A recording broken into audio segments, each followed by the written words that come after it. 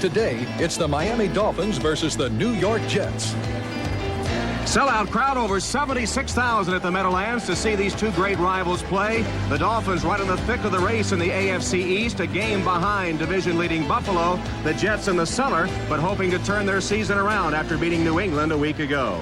Hello, everyone. Welcome to the Meadowlands. Tom Hammond along with the first Jet elected to Pro Football's Hall of Fame, Joe Namath. We know all about Marino and company, but last week the Dolphins uncovered a new offensive weapon, rookie running back Sammy Smith. Sammy Smith, he missed training camp. He's in sync now, and what this gives Marino and their offense is a chance to keep defenses off balance as well as control the ball late in the game. But Marino's really been getting a lot of help, Tom, from that defense of theirs that played very well the last 4 out of 5 weeks. That's what Ken O'Brien needs, some help. Oh, Ken O'Brien needs a lot of help. His pass protection must be good. Now, O'Brien, in my opinion, is one of the best quarterbacks in the league, but he needs that pass protection as he got last week against a weak New England team. Now, on defense, the Jets have really been struggling. They only have 2 guys on the field with interceptions this season. Of course, that's McMillan and along with Hasty. But you see, they're learning a new defensive scheme. Ralph Hawkins, the defensive coordinator, has changed things around from what these young Jets were used to under Bud Carson,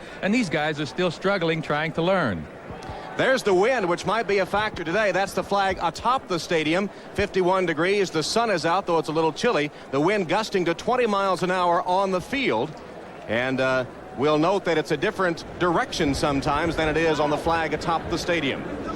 The Dolphins have won the toss and have elected to receive, and the Jets will be kicking off. This is the second meeting this season between these two. The Jets won the earlier meeting at Joe Robbie Stadium 40-33, and Coach Shula can't afford to have his Dolphins swept by the Jets of Joe Walter. Davenport and Hampton are deep for Miami as Leahy kicks off. And it's taken by Hampton in the end zone and down there on the touchback, and the Dolphins will take over at their own 20-yard line. Here's a look at that starting offensive unit for the Dolphins. Up front, Mark Dennis continues to start at right tackle, replacing the injured Ronnie Lee. Marino has passed for 3,600 yards and 34 touchdowns against the Jets. Smith's 123 yards last week, the first 100-yard rushing day by a Dolphin since '87. In passing situations, Edmonds, Smith, and Davenport go out. Jensen will be the running back, and it'll be Mark Duper coming in a reserve role in the 4-wide situation for the Dolphins today. First down play is a run to Sammy Smith. And Smith gets a couple of yards to the 22. Stopped by Scott Mercereau. Here's a look at that New York defensive unit up front. Marty Lyons returns after an inactive week against New England with a knee injury. Among the linebackers, Clifton, the leading tackler for the 4th year. Big changes in the Jets when they go to their dime. And in the secondary for New York, they've given up 21 touchdown passes, most in the NFL, but no fault of Pro Bowler Eric McMillan, who shares the NFL lead with 5 interceptions. Jensen in the game now on second down for the Jets. Second and about 6.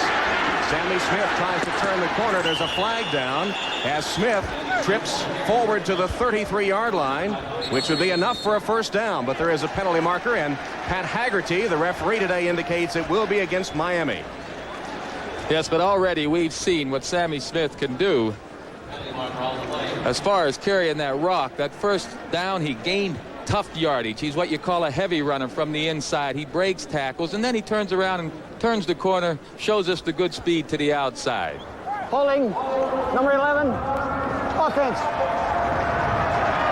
So Jim Jensen, who had just come in the game for that play, is guilty of the hold. He goes out now, replaced by Ron Davenport, and the Dolphins will have the ball back inside their own 15-yard line. Don Shula asking Jensen what went wrong. The hold puts them with a 2nd and 16.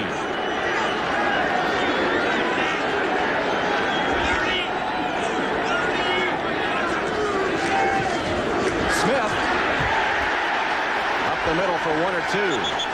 Kyle Clifton, the inside linebacker, and the Jets' leading tackler on the stop.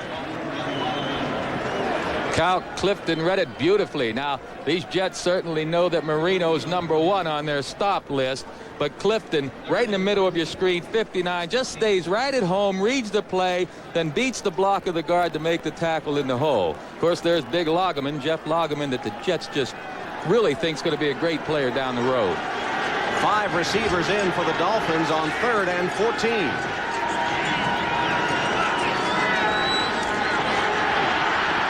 Marino's pass is complete to Clayton. Mark Clayton up the middle, breaks it to the 40-yard line, and a Dolphin first down. Clifton had to chase him down as Clayton came across the middle for 25 yards on Marino's first pass of the day. Right there's the Jets' problems. They have to get to Marino to be able to stop Clayton. Now, Clayton made a little 12-yard catch, but with his speed and agility, he turns upfield, and the Jets don't converge quickly enough to stop him from making the first down. He catches the ball well short of it on the right side of the screen. You'll see Clayton make this catch. Now he's going to break a tackle. Where are the rest of the Jets? There aren't any other Jets. You need to have gang tackling in pursuit. First down, Dolphins at their own 41-yard line. Opening drive of the game from the Meadowlands. 12:20 left in the first quarter. Plenty of time for Marino, who throws it away. Good coverage by the Jets.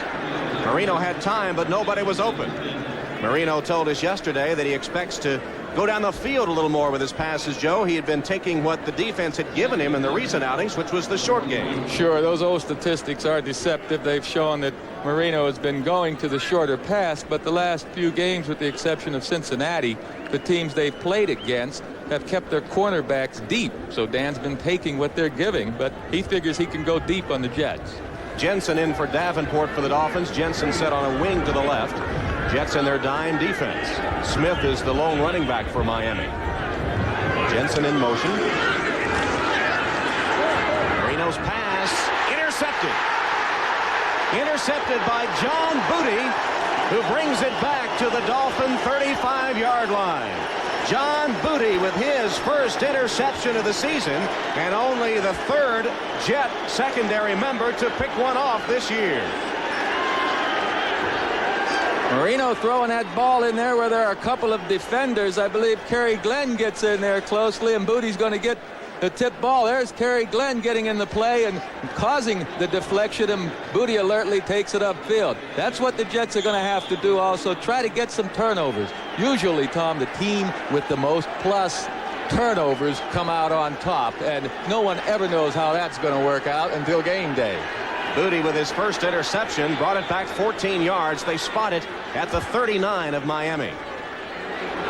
Ken O'Brien has Townsell in motion, hands it to Johnny Hector. Hector, who is the Jets' second leading rusher, starting in place of the leading ground gainer, Freeman McNeil, gets some tough yardage up the middle. Here's a look at that New York offensive line. Pro Bowl center Jim Sweeney, by the way, was Dan Marino's center back in his college days at Pitt. Ken O'Brien comes off a 386-yard passing day against New England, had 329 yards in the Jets' win earlier this season against Miami. Burkett replacing Wesley Walker today. You see Freeman McNeil come in when the Jets go to their jet formation. No, the Jets just put Al Toon in the game, Tom. That's a good sign for their offense. If Toon's healthy enough to get out there and run around some. Toon's been hobbled by a pair of sprained ankles. O'Brien's first pass complete to a wide-open Werner, his tight end, who chugs his way forward close to first down yardage, dragging Langford and Jr. with him. There's a look at Greg Werner, 6'4", 236 pounds, the rookie out of DePaul. Main claim to fame, I guess, attending the same college as Vice President Dan Quayle. Here's the Miami defense. Jeff Cross has really put the crunch in the Dolphin pass rush with 8 sacks. Inside linebackers Offerdahl and Krause, a lot to do with the improvement of the Miami defense. In the Miami dime, all 4 linebackers go out, and they wind up with 7 defensive backs. That secondary led by the 2 safeties, former University of Florida teammates Williams and Oliver. 3rd and 1 for the Jets. Hector fights his way forward for first down yardage. There's a late flag that goes down after Hugh Green made the tackle for the Dolphins. Well, this last play, the Jets took out their tight end and put big Dave Cadigan in there on the side that they've just run. It'll be a hold, though, against New York, so Joe Walton's club will be penalized after picking up first down yardage. Key mistake here. Holding. Offense, number 66. Still 3rd down. Dave Cadigan caught for holding Cadigan, number 66. Well, he was just in there at tight end. You know, it was a good move offensive philosophy-wise. On the left side of your screen, extreme left, you see the player coming in on number 55. He's on the ground right now, and it looks like he gets that left arm up there to tackle Hugh Green. 7 defensive backs now on for the Dolphins on 3rd and 11. O'Brien chased from the pocket, buys some time and dumps it complete to Newbert, and Newbert out of bounds just short of the first down marker. He picked up 10 of the 11 they needed. It'll be 4th and less than a yard coming up for the Jets after Newbert on that catch from O'Brien. Well, the Jets showed excellent pass protection that time. They kept Miami out of O'Brien's face. O'Brien just can't find a receiver downfield. They pick up the stunt in the middle by the Dolphins, and then O'Brien gets outside to Newbert. When you're 2-7 here, of course you go for the first down. Forget about the field goal. And they will indeed go for it. Less than a yard. 3 tight ends, Newbert, Cadigan, and Dressel in. Hector spins and didn't make it. Great tackle by Paul Langford, who came up from a corner spot and spun Hector down short of the half-yard he needed. Frustration on Joe Walton's face. You can't make a yard when you need it. You have to be able to succeed in this league. Coach Shula certainly has to be happy with his defensive effort. Let's watch the play again. See if anybody blows the Dolphins off the ball. No way. Good fill in there by Offerdahl and Langford to make the play. So the Jets get the first turnover of the game, but can't convert. The Dolphins-Jets series dead even at the moment, although the Jets are looking for a sweep this season, having won at Joe Robbie 40-33 in week 2. And the Dolphins in the hunt in that AFC East cannot afford to be swept by the last place team. So Miami takes over with a first down after the Jets went for it on 4th down and couldn't convert. There's Banks with a catch for a first down. Marino, as calmly as can be, loads and fires to Banks for 15 yards and a Dolphin first down. James Hasty runs him out of bounds, but Banks now is really getting him to be a part of that Miami offense. First and 10, 46. The Jets electing to go on 4th and less than a yard, passing up a 46-yard Leahy field goal. Leahy had been 2 of 3 between 40 and 50 yards, and it backfired. Here's Sammy Smith. Smith cuts up behind some pretty good blocking, twists his way to midfield. Troy Benson makes the stop on Sammy Smith. Smith said last week was the first week that he really felt comfortable when he came up to the line and reacted instinctively rather than having to think about what he was doing. He was a holdout, Joe, and he was, what, 8 or 9 weeks behind the rest of the offense. Right, and what that does to you is it gets you in a state of confusion. You're out there trying to think about where you're supposed to go each and every play. It doesn't give you the liberty to run loosely. Coach Shula said that Smith has improved drastically just in the last couple of weeks. And Smith again with some good yardage. Probably enough for a first down as he bangs into Jet territory inside the 45 before Gordon and Booty combine on the stop. John Booty, who had the interception earlier, replacing George Radachowski now in the secondary for the Jets. First down yardage for Miami. Ralph Hawkins, the new defensive coordinator, coming to the Jets to replace Bud Carson, who took over as head coach at Cleveland. Hawkins had been a coordinator under Chuck Knox at Seattle. First down at the 44-yard line. Sammy Smith has carried 4 times for 17 yards. Marino dumps it to Smith, who is whacked down immediately by Troy Benson.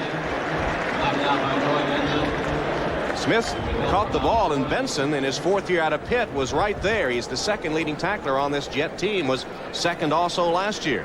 Right, but I'll tell you who made that play. Number 40, James Hasty, and number 48, Bobby Humphrey, the 2 cornerbacks of the Jets, took away the outside receivers. Dan Marino wanted to get that ball quickly to the outside. Hasty was all over his man, as well as Humphrey was all over his.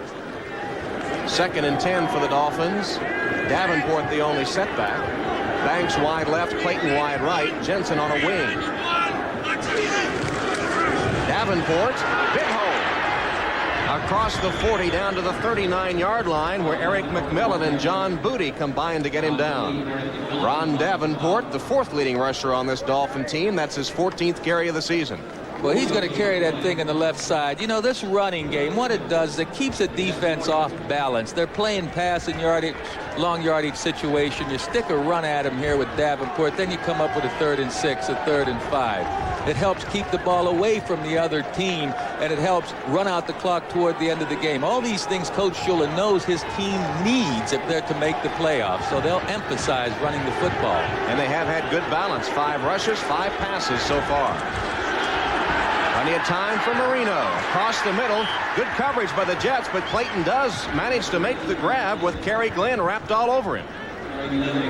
Well, you see, Dan Marino's going to have a big day. The Jets are going to have a lot of problems if they don't get back there and at least hurry Marino a little bit, harass him a little bit, knock him down. But the Jets all season long have only 13 sacks, and Marino leads the world in getting rid of the ball with only 2. So I can't see the Jets faring well defensively. They're going to have to create some turnovers somehow. Miami with a first down at the Jet 32. Marino goes downfield, and Clayton's got it for another Miami first down. This one to the 18-yard line, where Bobby Humphrey runs him out of bounds. Clayton has been the workhorse on the receiving end of those Marino passes. And Mark Clayton has another Miami first down. Well, Clayton is scary. He has speed. He has good separation speed. You have to respect his deep pattern right there, and now he's going to break back out again. You see, Humphrey had to go on that deep break. Now, what made this play once again was all that time Marino had to hold the ball and wait for Clayton to make 2 breaks. First down, Dolphins at the 18. Scoreless game, 7:15 remaining first quarter. Smith dances forward for 2 to the 16. Troy Benson makes the tackle for the Jets. Week 10 of the NFL season. Let's check some other scores now with our 10-minute ticker. Denver on the road with an early field goal. Buffalo, the division leader in the East. Washington on the road with a lead, and ditto for the Bears. Minnesota breaks on top of Tampa Bay. And here at the Meadowlands, no score, 6:40 left in the first quarter. Pat Haggerty stopping play there for a moment. Not sure why. What's that mean, Joe? Yeah, hi, Pat. Hello. I guess he told his friends he was going to wave to him. That's one signal I don't have in my book. 9th play of the drive coming up, 2nd and 8. Marino almost intercepted. McMillan had his 6th pickoff of the season and dropped it. Farrell Edmonds was the intended receiver. McMillan in perfect position for the interception. Oh, he reads Marino all the way. Dan's looking down the middle of the field, telling McMillan where he'd like to go, and McMillan just drops his 6th interception.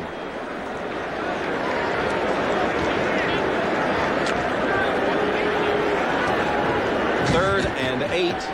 I'm laughing because we got a Fisher report, Tom, on that signal. A new sign that means there's a beach ball on the field. I knew that you'd spec it out. For the end zone, Marino's pass too long, intended for Andre Brown. Hasty was covering on the play, but Marino's pass too long. Marino now is 5 of 9 for 63 yards and an interception on the day. Excellent coverage by James Hasty. That ball, if it had been on target, Hasty could have made the interception. Marino had to put that ball over top. What a scary position outside, trying to run with those speedy receivers all over the field when you're not getting any pass rush. I mean, it's next to impossible. 34-yard field goal attempt by Pete Stoyanovich of Miami. Sequels, the backup quarterback, is the holder, and Stoyanovich misses it. Stoyanovich is wide, and the Dolphins drive all the way down the field and come up empty. Still scoreless at the Meadowlands with 6:21 left in the quarter. Tom Hammond and Jones. The big story is that no points have been scored yet between these two high-powered offenses. Stoyanovich just missed for the first time this season inside the 40-yard line. He had been 11 for 11. Jets take over. This is Hector. Johnny Hector to the 24-yard line, where Brian Soche stops him with help from John Offerdahl. Oh, that was a fine play by Soche that time. I mean, he got blocked down the line of scrimmage, turned around, fell back in there. This defense of the Dolphins has been playing very well. Of course, the return of Offerdahl, but E.J. Jr. has been playing well, and Hugh Green. I mean, they have a veteran bunch of linebackers there. They call them the Graybeards, but these guys have really picked up, and the defense is playing excellent football. 2nd and 6 for the Jets. Pitch it to Hector. Cuts up. Ridden out. Just a yard short of the first down. John Offerdahl was ready for the pitch and came up to make the stop for the Dolphins. Offerdahl got out there quickly. He was a little deeper than he would have liked to have been when Hector finally got to his point. Number 56 will be sliding right to left across there, reading the play all the way. But you see, he had to get deep to avoid a block. And when Hector gets to him, he's about 4 yards downfield already. Offerdahl was not playing when the Jets beat the Dolphins in week 2, and Don Shula was telling us yesterday that Offerdahl and Krause inside in the linebacking core has made a big difference in their defense. 3rd down play, again a pitch to Hector. Hector fights his way forward to the 30. It'll be close to the first down. Maybe just a bit short as Hector fought his way forward for yardage and perhaps came up just a tad short. Oh boy, it sure is going to depend on the spot. And they're discussing the spot right now. Here's the play again. Oh, they spotted it short of that 30-yard line. Hector needs to get to that white stripe going across the field. As he cuts back, he gets slowed up and hit by Krause. Where's the ball? It was short of that stripe. That's where they spot it. And that means it will be 4th down. Well, they're 0 for 2 in these short yardage situations, so Coach Joe Walton says, kick the darn thing. We can't go for it. We haven't made it yet. So Shula's defense holds, and on 4th and less than a yard, Joe Prokop is on to punt, averaging 37.8 yards a kick. And it's Schwade's deep for the Dolphins. I know the Dolphins' defense has improved, but boy, to stop the Jets on 2 short yardage plays in a row, they're really doing some playing, huh? Well, the Jets are just that inept. Line drive punt takes a good jet bounce. Schwade's lets it go. Slowing down inside the 5-yard line, down at about the 4. There is a penalty marker on the field. 66-yard kick counting the roll, but we'll check the flag. An eligible man downfield, number 54 on the kicker. Oh boy, Troy Benson got downfield. You know, Walton's had problems here with the injuries, with the offensive line not playing well, new defensive system. The guys are trying to learn it. You look on the right side of your screen, number 54, just right there to the right of the hash mark, is already across the line. And you see the Prokop is just now punting the ball. No way he should be down there. Bad error by Troy Benson. They had the Dolphins backed up to the 4, and Joe Walton just can't buy a break. A 66-yard punt inside the Dolphin 5, nullified by a penalty. They'll have to punt again.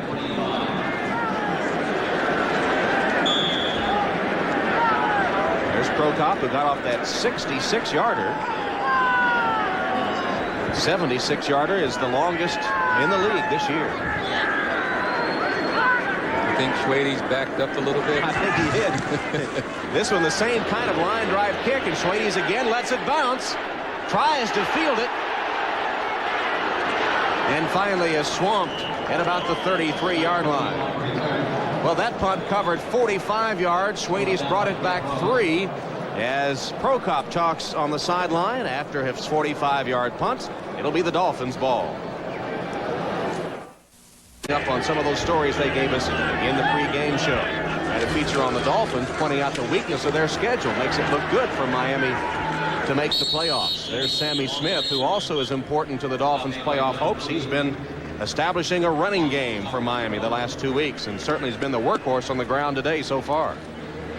Yeah, I wonder just how patient the Dolphins will be, though. It's nice to have a running game, but when the numbers aren't going up on the board as they have in the past, you have to wonder how long they'll stay with the running game or start throwing the ball more often on first down. These two teams have averaged 71 points a game in their last 7 meetings, and with 3:40 left in the first quarter, still no score in this one. Again, it's Sammy Smith. Not much there, a yard or two. Scott Mercereau on the stop for the Jets. And an injured player as we look at our ticker.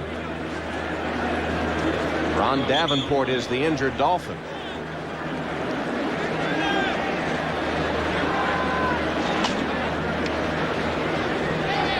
So there you have the scores up to date. Ron Davenport being helped to his feet, and we'll take a break here. Scoreless with 3:24 left in the first quarter. The game is over. NBC Sports is still on the line. Dial 1-900-226-8000 for NBC's Scores Plus. 24 hours a day, 7 days a week. Scores Plus. Scores plus a whole lot more. Ron Davenport apparently not seriously injured, trying to work off the injury on the sideline, and replaced by Jim Jensen in the backfield as Marino calls his play on 3rd and 5.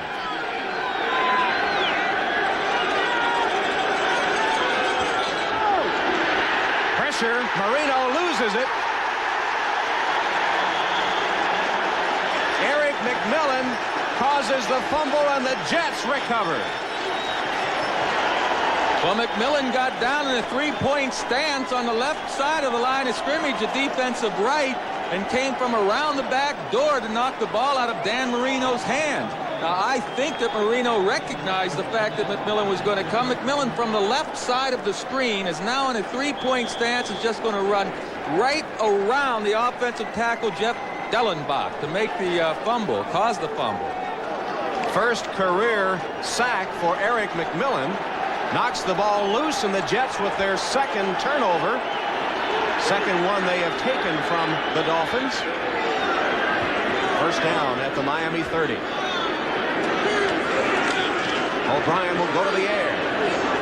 Too tall for the intended receiver, JoJo Townsell, who was covered by the linebacker, E.J. Jr.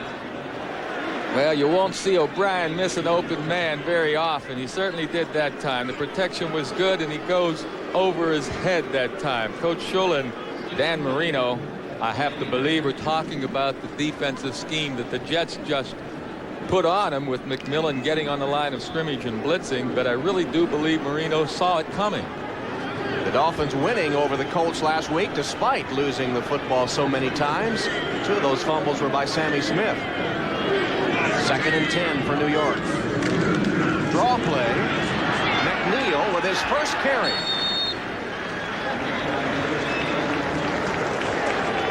E.J. Jr. on the tackle of Freeman McNeil, the Jets' leading rusher, who Joe just hasn't been the same player since he injured the Colts' O'Brien Alston and seemed to affect his mental attitude. Well, he had a tough time, especially in that game.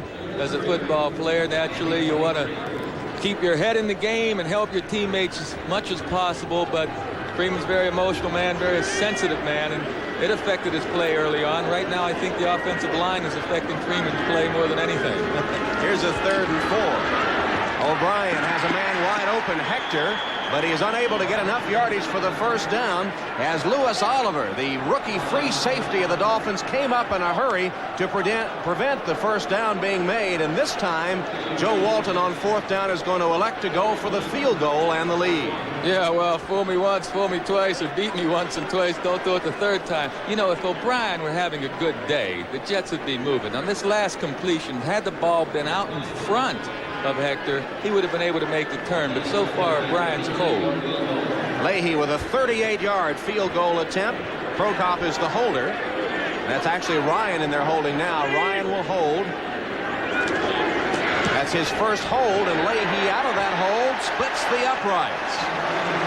Pat Leahy, the veteran in his 16th year, kicks a 38-yard field goal, and the New York Jets, after the Marino fumble, get the first points of the game.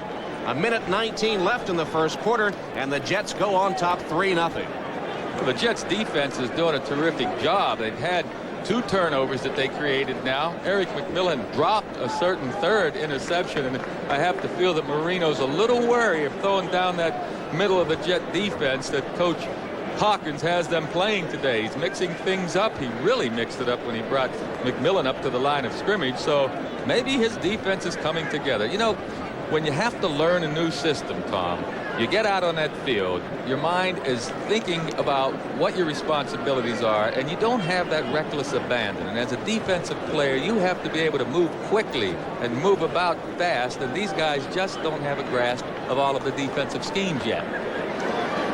Well, here's a comparison of their defense last year after 9 games versus this year, and way down in sacks, way down in interceptions, way up in points allowed. But you know what? It's not the defensive schemes that are the problem.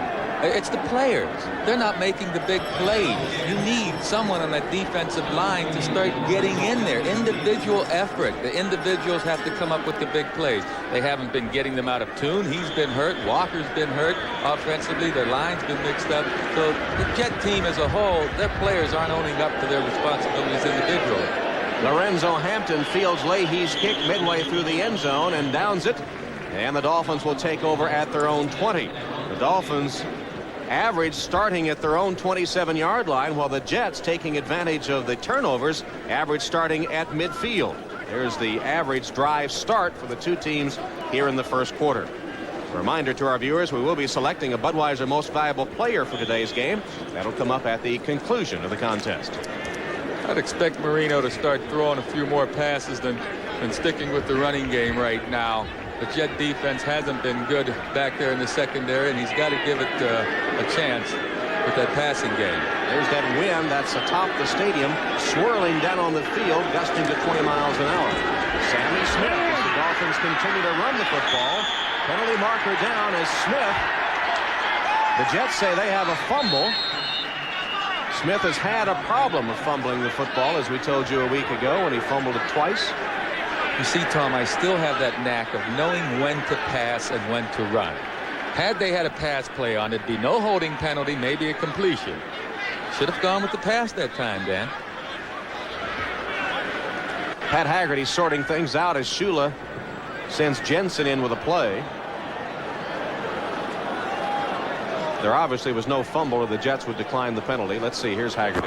Holding, number 62, offense. Harry Galbraith on the hold against the Dolphins. There's Galbraith, number 62, in his second year out of Tennessee.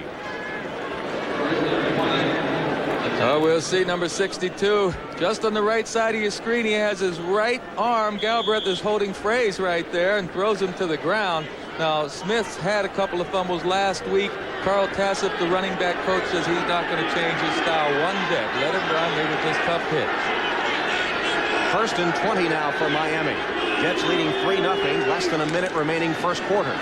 Sammy Smith fights off one tackler, gets to the outside, and is bumped out about the 16-yard line. A good run when it didn't look like much was there. John Booty finally forces him out of bounds. Well, that's the thing about Smith. He'll get you yards when it doesn't look like you're going to get any. I mentioned earlier that he's a heavy runner. He can take it inside and carry some of those big defensive linemen for a yard or two. Plus, he has the speed to break it outside for the long gainers. Smith with a big game a week ago after the Dolphins had really been decimated in running backs. Stratford and Logan had been injured, and Smith came to the fore after Coach Shula said had a couple of good weeks of practice. McMillan is on the top defensive line of scrimmage. On the top right now. This is the same defensive front they showed when they caused the fumble earlier. Marino's pass off the hands of Brian Kinchin, the tight end, and it'll bring up a 3rd down play for the Dolphins. Well, you see what the Jets did. They showed Marino that same look that caused him to fumble before, and then just before the snap, you'll see at the top of your screen, McMillan will come back off the line of scrimmage. Here he is. You see him? He's going back in the pass coverage, and Marino thinks he has to unload it quickly. And he does unload it too quickly. Kinchin can't handle it, and it'll be 3rd down coming up for Miami. 3rd and long. Jet coordinator Ralph Hawkins mixing those defensive fronts up quite a bit, confusing Miami. Andre Brown wide to the right with Clayton in the slot. And Marino lets it sail incomplete. Too tall for Brown, the intended receiver. Bobby Humphrey was covering on the play, but Marino misfires there, and the Dolphins will have to punt from deep in their own territory. Well, being an ex-quarterback, Andre Brown should have caught that ball. He had both hands on it and went right through him. New Orleans, boy, they jumped out 14-0. No surprises here, huh? Minnesota with a big early lead at Tampa Bay. I'd have to say that Detroit 10-0 lead over Green Bay is a surprise. Townsell is deep for the Jets as Roby is on for his first punt of the day, averaging 42.5 yards a kick. And lets this one sail downfield. Townsell all the way back to his 35, looks to get outside, and is finally stopped at about the 45-yard line. Good field position again for the Jets. Farrell Edmonds downfield to make the stop for Miami after the punt covered 52 yards, and Townsell was able to return it 7. Farrell Edmonds did a terrific job of containing Townsell that time. Had Edmonds not been outside to make him Townsell turn in, that could have been a long return. Well, the battle of field position has been won by the Jets so far, who lead it 3-0 with 25 seconds left in the first quarter.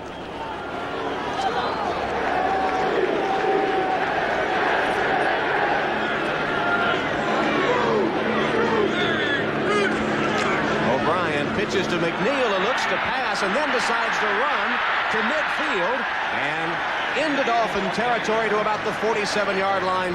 A gain of 8 or 9 on the play before Junior and Offerdahl recover to stop Freeman McNeil. Well, I don't know exactly what play they had that time, whether McNeil was going to in fact pull up and throw a pass or try to run it around end, but whatever it was, he made the right decision in cutting back. All right, good run by McNeil as the first quarter comes to an end with the Jets leading 3-0.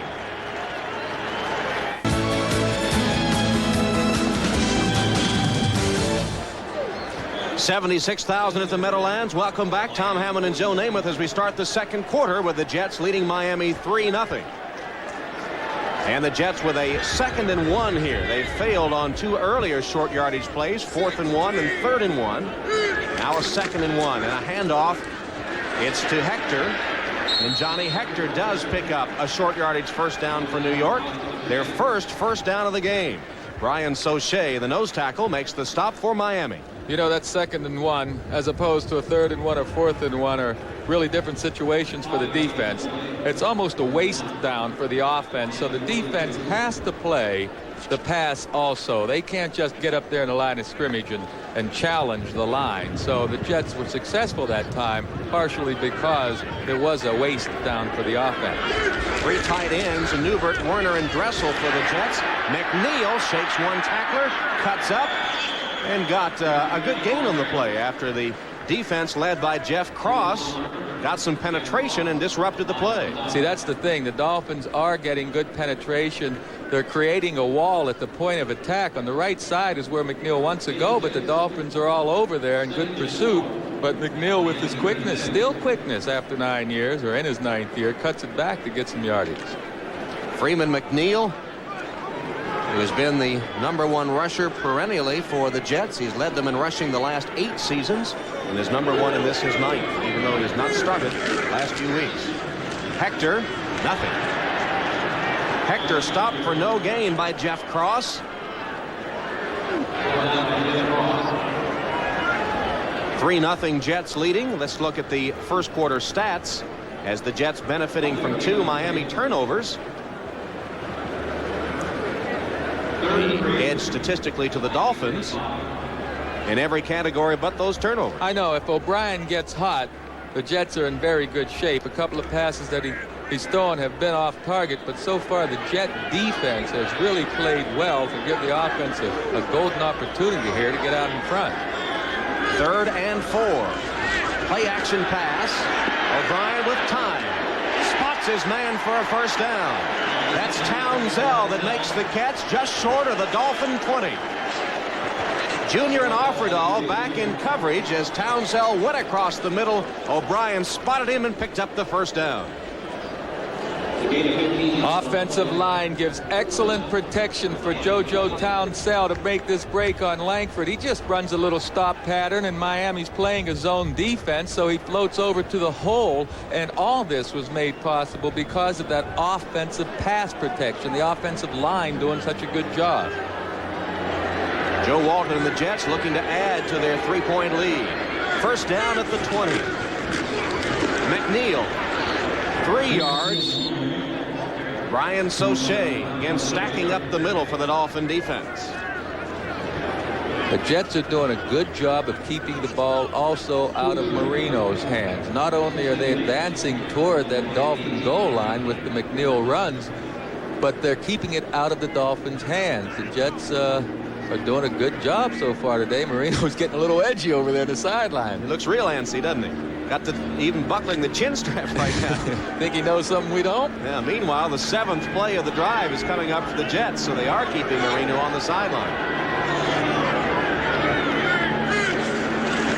Play action. O'Brien wide open to Townsell inside the 5.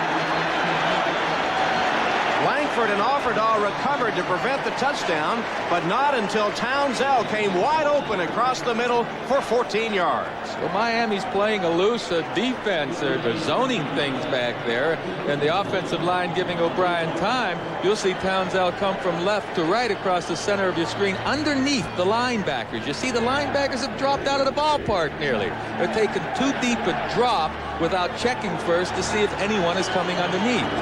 First and goal, New York, at the 4-yard line of Miami. Straight up the middle, for a yard or two, Johnny Hector. Yeah, well, I'm going to tell you something. We saw the Jets try to get a first down when they needed one on 3rd and short. We saw them try to get a first down on 4th when they needed it. They couldn't do it. I'd be awful surprised to see them trying that center of the line of scrimmage or the 2 tackles in between the tackles now. I would expect O'Brien to try the outside with the running game or some kind of a pass in the next 2 tries. What play would you have called in this situation? A touchdown. Good. We like that. You did that a lot, as I recall. Give him a yard on the last play. Make it 2nd and goal from the 3. They'll go to the air. Can run it in. And did he get in? No. Hit at the goal line and driven back by the veteran linebacker E.J. Jr. O'Brien says, didn't I get in? The ref says no. Well, that's one of those times Louis Oliver says, hey, you better take a dive, O'Brien. Dive for that end zone. O'Brien really must have thought he was in the end zone. I'd love to see a replay to see if he broke that plane. The offensive line once again just gives him all day, but excellent coverage by the Dolphins over there. Now we'll have a hard time seeing if he breaks the plane from this angle, but O'Brien just stopped rather than taking a dive and going in. I guess he thought he was in the end zone. His foot was actually across, but the ball apparently was not. Well, this is a better angle right here. Oh boy, wow. That's a good call, I believe. And the replay booth is going to have a look at this one. Grover Clemmer is the replay official today. Did the ball break the plane? Well, very, very close. You know, from this last review here, I don't think the ball breaks the plane. You folks at home, you decide for yourself. Where's the plane? Oh, my goodness, that's close. Well, in the face of inconclusive evidence, the replay booth will let the play stand. 45-second clock. And that is exactly what's going to happen. The play stands, so it's 3rd and goal. They're trying to get that 45-second clock in order. Right now it's on 0, and they're running it down. 5 seconds. Well, the Jets ready for their 10th play of this drive. Thank you. Olivadotti trying to rally his defenders for a goal line stand. And I can stand here, you understand? Hannigan, Newbert, Dressel, 3 tight ends. Try to go to the outside. Not there. Hector is thrown back for a loss on the play, and it was E.J. Jr. and Louis Oliver that came up to prevent Hector from getting the corner and getting less than the yard he needed into the end zone. Good defensive stand by E.J. Jr. and the rest of those Dolphs up front. They jammed the Jets at the line of scrimmage, and then the pursuit got outside to throw them for a loss. That's where the games are mostly won, in that line of scrimmage, and the Dolphins are controlling it. So Leahy is on to attempt a 20-yard field goal on 4th down. Ryan now the holder. And the chip shot splits the uprights to the boos of this sellout crowd. The Jets came close, couldn't punch it in. Their lead now 6-0. New York Jets consume 6 minutes on the clock, 11 plays, but have to settle for the field goal.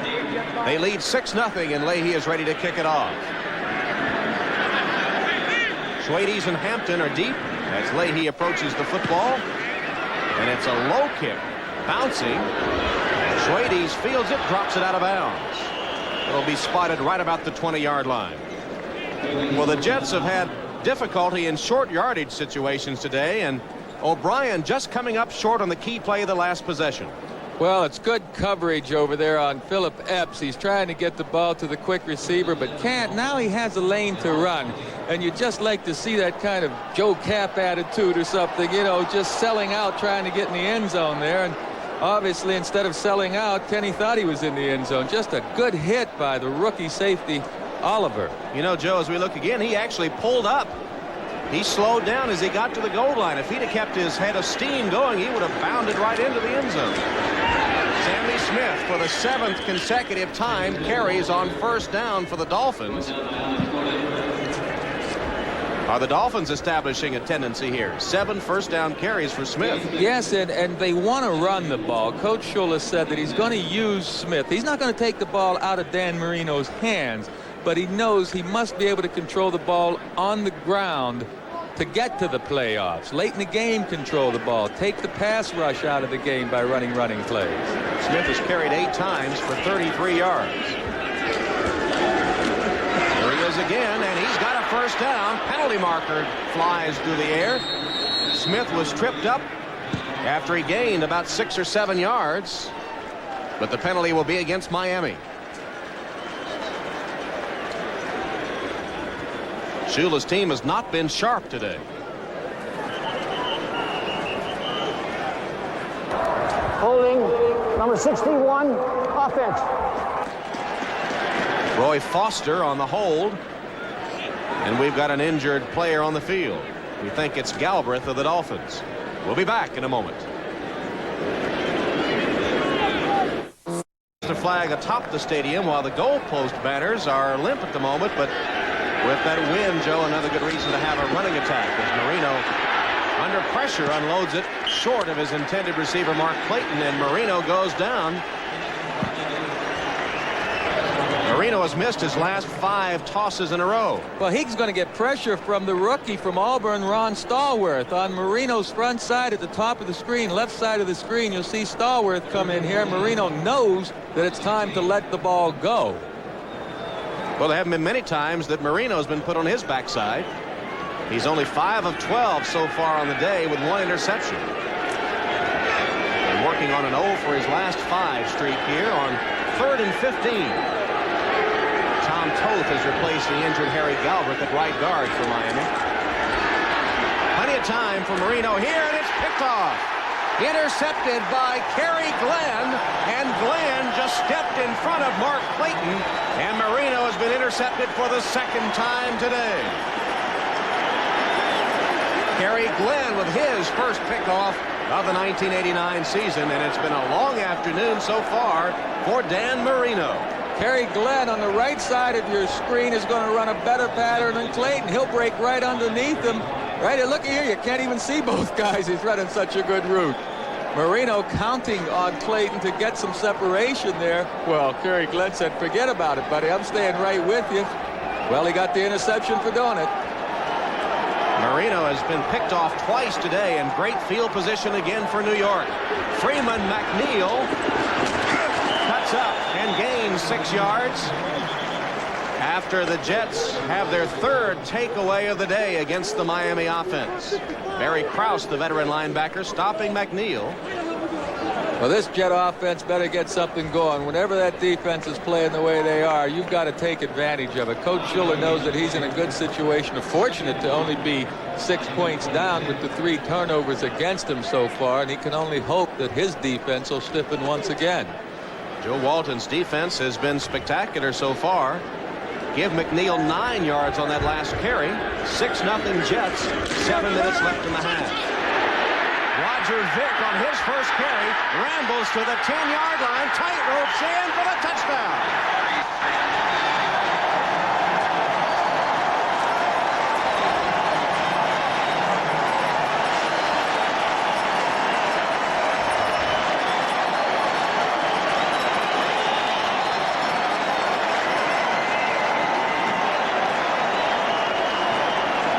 Roger Vick with a 26-yard touchdown run, and Walton's team adds to its lead.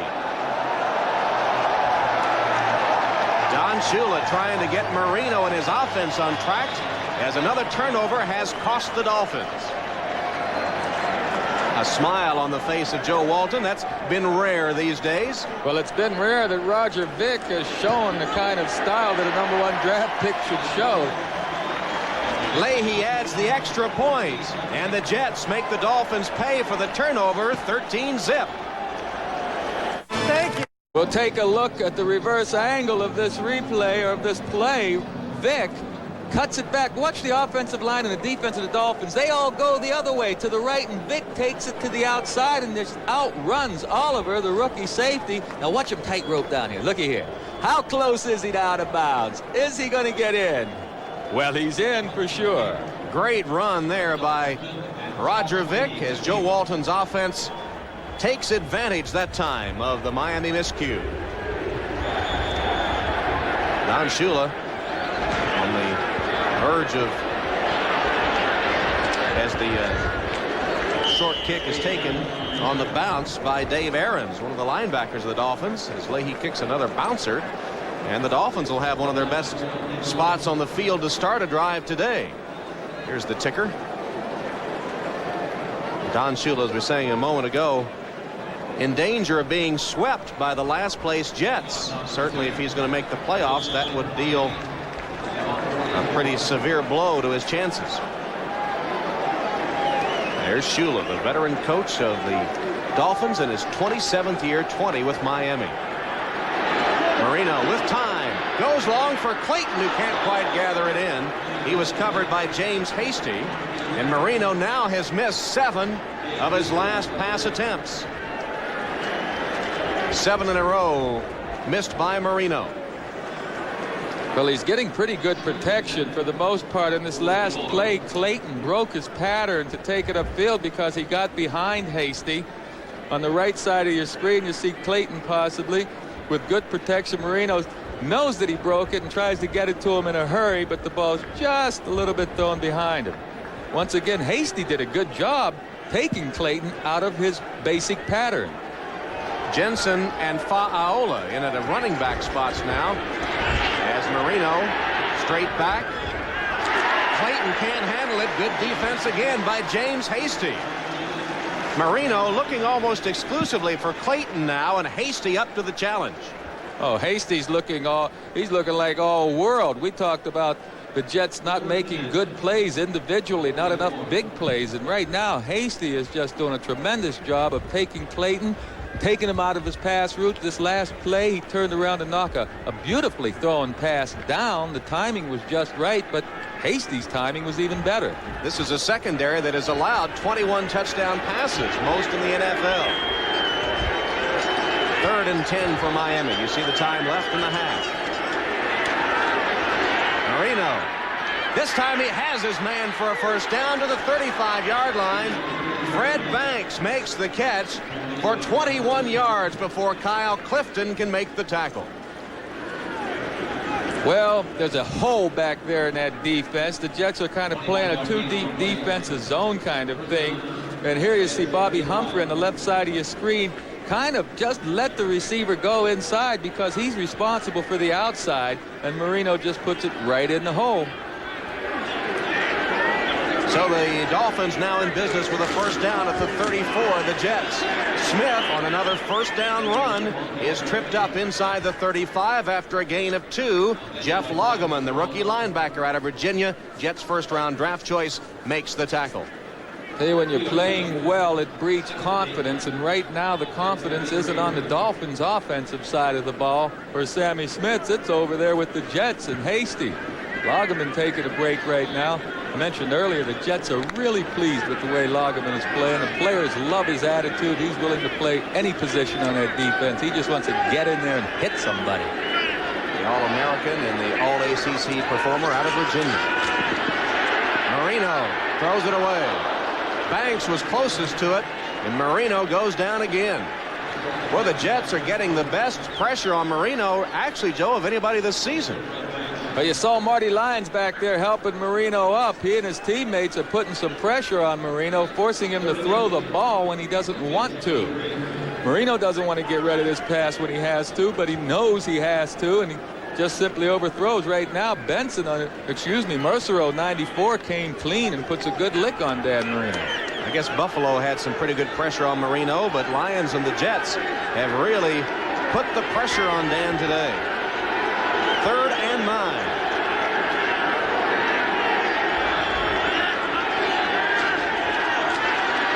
Again pressure. Marino goes down back at the 42-yard line. Gerald Nichols, the man that was all over him. He's the backup in that defensive line, but he leads the Jets in sacks, and he got to Marino that time. Well, he's the one that forces Marino to step up.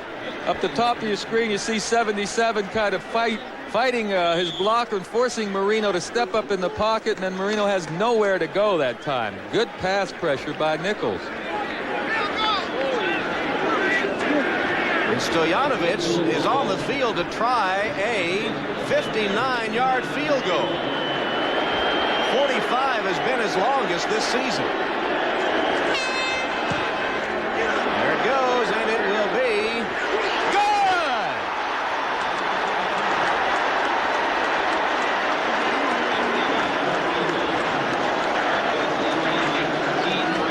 Pete Stoyanovich with a 59-yard field goal.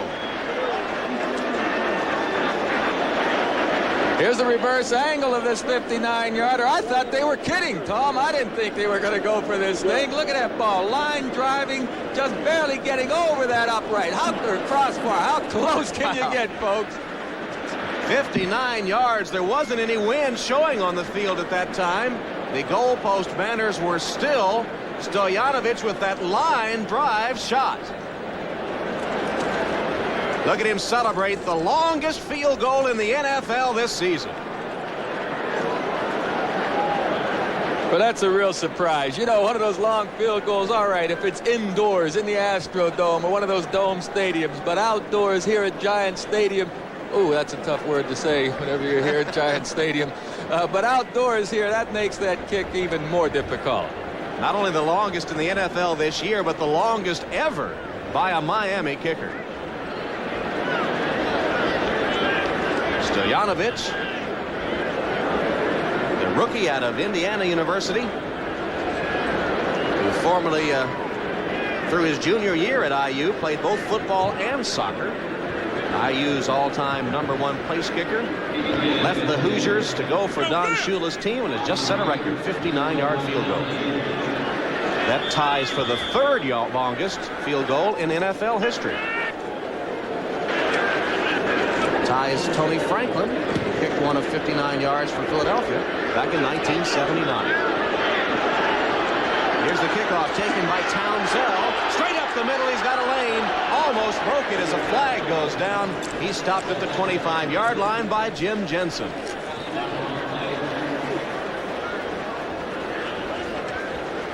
Penalty marker on the play.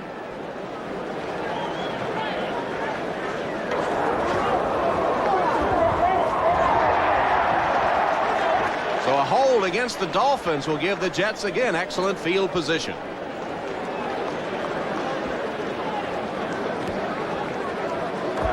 Holding defensively, number 88, 5-yard penalty. Brian Kinchin on the hold, and they'll step it off against Shula's Dolphins. A good return by JoJo Townsell. Coach Shula wants to know what's wrong, but it's easy to get a hand hung up on an opponent's face mask, and that appeared to be what the problem was that time. Joe Walton and the Jets with a lead now, shrunk by that record-setting field goal. Go back on offense. Johnny Hector. Good run by Hector. He got about 8 yards, 7 or 8 anyway, before Hugh Green, the veteran linebacker, makes the tackle. There you see the scores again. Buffalo airing it out against Indianapolis. Jim Kelly has 2 touchdown passes in that one. New Orleans also with a big lead. Washington blanking Philadelphia. That's a bit of a surprise. Identical scores there in reverse. Minnesota over Tampa Bay and Detroit over Green Bay. Roger Vick, who scored the touchdown on the last Jet possession, picks up a first down here across his own 40 to the 43-yard line. Soche and Williams on the tackle for the Dolphins as the Jets of Joe Walton move the yard markers.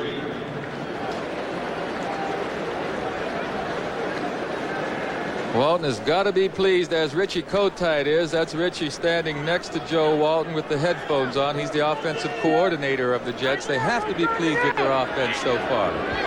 Sputtered a little bit early, not being able to punch it in, but looking better all the time as Johnny Hector again tries the center of the Dolphin defense and picks it up 3 or 4 yards before he's stopped by Krause, Offerdahl, and Soche. Stay with us at halftime now for NFL Live as we'll bring you up to date on all the scores and highlights Week 10. Pleased with this offense so far, and then all of a sudden we remember those short yardage times where they got stuffed. So let me take that back, folks. The offensive coordinator's not pleased with the offense so far. Well, it's what have you done for me lately, and lately they succeeded. O'Brien drills one complete for a first down to Greg Werner. Werner split Langford and Williams and was able to make a first down catch. That's only his 5th reception of the season. He had his first NFL reception against New England a week ago. In fact, gathered in 3. Werner was re-signed last week after being waived twice by the New York Jets. Yeah, he caught a lot of passes at DePaul when he was in college. So many so that the Football News and Football Gazette had him on an All-American team. He's just awful young, and Kenny O'Brien says that the big problem with the tight ends right now, the Jets, is their lack of knowledge of this offensive plan. We've reached the 2-minute warning here in the first half with the New York Jets holding the lead over the Miami Dolphins 13-3. 3 Jets with 2 minutes left in the half. Now, all week long, you've been bothering me about a rule change in the final 2 minutes. Let's hear it. Well, I think they had to stop the clock when they moved the change. These offenses will get more plays. The fans will see more of the most exciting time of football. The last 2 minutes of the first half, the last 2 minutes of the fourth quarter. They don't have to add timeouts. I don't think it'll make the game longer, but if they stop that clock when they move the change, the offenses can hurry up there and they'll get more plays off, and we as fans will get to see better football and more of it. Now, you went down to talk with the officials about it before the game today. What'd they say? Well, they like it. It takes some of the burden off them worrying about the teams. You know, the teams are always saying, hurry up, place the ball, place the ball. So certainly to take some burden off them, and I really don't think it'll make the game any longer at all. So are we going to start a campaign now? Yes. Okay, here's the pass complete to Vick, and he's got some running room. Vick to the 25-yard line. That Jet offense continues to percolate. That time, Roger Vick takes it for 20 yards, and the Jets ready up at the line with their hurry-up offense. O'Brien with a deep drop. On the outlet to McNeil, to the 10. Touchdown!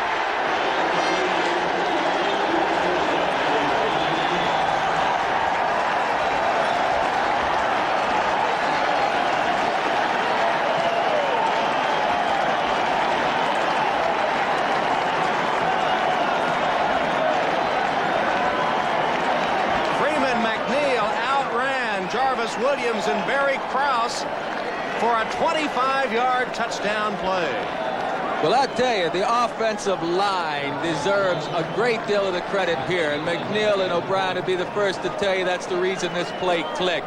Kenny O'Brien, the quarterback, couldn't find a receiver open. He had to step up into the line. He had about 4 or 5 seconds, and then McNeil slipped out of the backfield. Excellent pass protection. Leahy's extra point is good, and the New York Jets extend their lead to 20-3. Leahy with the kick. Again, it's a low kick taken on a hop by one of the upbacks.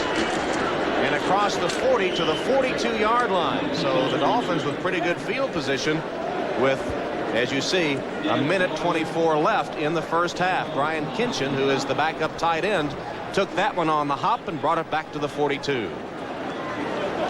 Stay with us at halftime now for NFL Live to bring you all the highlights of the early starting games in Week 10.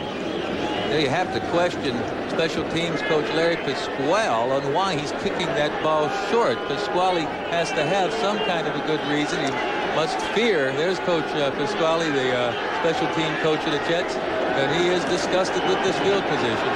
Well, we know Marino can strike in a hurry. There's a pass to Jensen into Jet territory down to the New York 48-yard line with Kyle Clifton on the stop there. Clock ticking away. Dolphins have all their timeouts remaining. Hurry-up offense by Miami.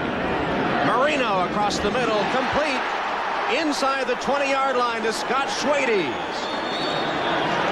McMillan and Knight bring him down, but bang, bang, and the Dolphins are knocking on the door. That one covered 34 yards. Oh, Marino put that ball just where it had to be because Leander Knight, the defensive back for the Jets, number 20, will come. Well, this is the wrong replay. We'll get back to the right one. But Leander Knight, number 20, just comes in there, has good position, but never turns around for the ball, and Marino puts it right on target. Well, Jensen made the catch there. We had a look at Fred Banks, who was running his route, and we knew Marino could strike in a hurry, and here he has 2 passes advancing the football all the way down into scoring territory, the so-called red zone. They're just shy of that now at the 22-yard line. Yeah, but you got to wonder if you don't let Leahy kick that ball deep, or if you do let him kick it deep, they may have had to start out around the 20-25-yard line instead of the 40-plus. So the Jets made it easy for Marino. Oh, they certainly did. First down, Miami. Actually, the ball I said at the 22, it's at the 17-yard line. Marino has a man again. It's Schwades dodging tacklers to the 6-yard line. Hasty and Knight spin him down. And Miami takes a timeout. So the Dolphins stop the clock with 48 seconds left. That's their second timeout. They'll have 1 remaining. Hard to read that clock, but it says 48 seconds. You see Cliff Stout there with the black sweater on, finding out what Marino has on his mind, certainly, along with Coach Shula. They have another timeout left, so they're not that concerned with the clock. Coach Ralph Hawkins may be a little more concerned, but his defense doesn't have that much of the field to cover right now, so it does make it difficult for the offense to get in there. And of course, he's hoping his defense can get some pressure back there on Marino again. Spot the ball at the 7-yard line and give the Dolphins a 1st and goal.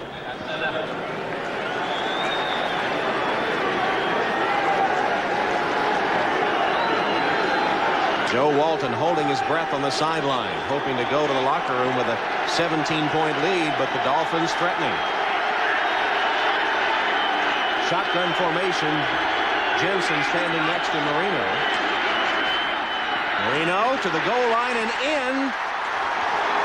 Andre Brown with a touchdown catch. Brown with his 4th touchdown of the season. It covers 7 yards.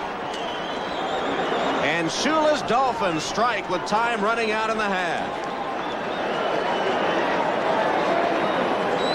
Well, you can't expect to keep these Dolphins under wrap all day long. On the screen to your left, Marino's going to look over there and find Brown, who just runs a little in pattern and gets away from 48, Bobby Humphrey. Well, we see another Jet on the ground there, but that wasn't much of a pattern. He just broke inside to the open area. Stoyanovich with the extra point is good. And as you pointed out, Joe, one of the key factors in that quick drive for the Dolphins was the fact that the Jets kickoff made it a little easier. They only had to cover 60 yards or so versus 80. Yeah, they gave him a good chance there. Here, what you want to do is try and get pressure on Marino, but there's not that much, and it's a quick pass, and wow, he's just wide open. Radakovich, a strong safety for the Jets. Radachowski, excuse me, number 25, went to the ground, and that appeared to be the reason that Brown was so open.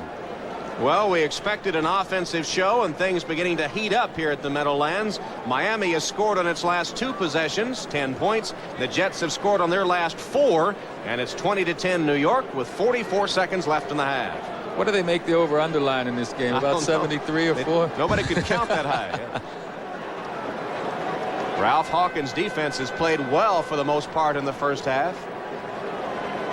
Field position, Tom, is so important, you know, and Hawkins can't help but feel if his defense had a better shake on that kickoff, they wouldn't have given up that play so quickly. Well, still 44 seconds left. Perhaps we aren't done yet. The way these two teams can score points.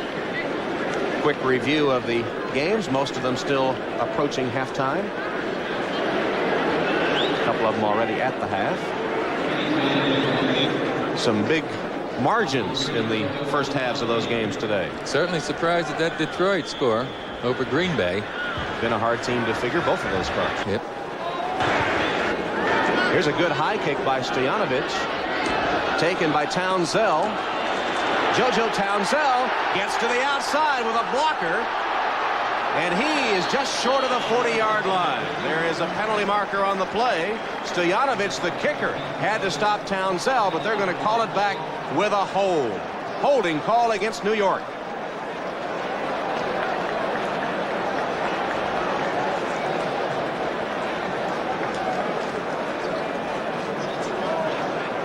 Holding number 51 on the return. So Mott on the hold. Pasquale is talking to Mott, number 51 there, about the infraction. Special teams have been a little shaky for New York today. Well, they haven't made the big error of turning the ball over on special teams, but they've been getting some things called back because of penalties, big returns, plus a poor kickoff. Philosophy-wise, or a poor kick by Leahy the last time certainly gave good field position to the Dolphins. Well, there haven't been any cries of Joe must go today at the stadium. And backed up here at his own 10-yard line, 9.5. Do you just run the clock out? Absolutely. Run it out, buddy. Forget about it. Hand off to Hector. Well, you still hear a few boos here. I don't know what they expect.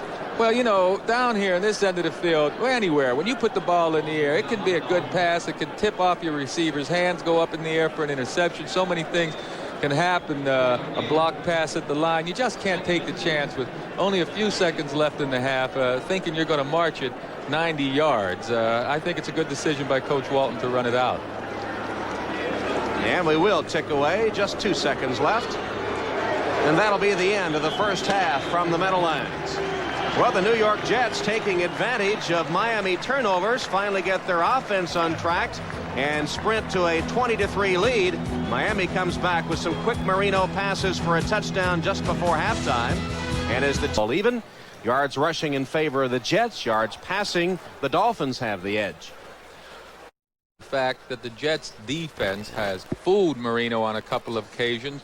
They've made the big plays. James Hasty alone has come up with some big plays, and Eric McMillan has made the big plays of all places, rushing the passer, creating a fumble. Coach Schull is certainly not happy with his running game so far. I think Sammy Smith looks all right, but he's not getting the blocking up front that he got last week, and that's because I think this Jet defense is playing their best ball in a long time.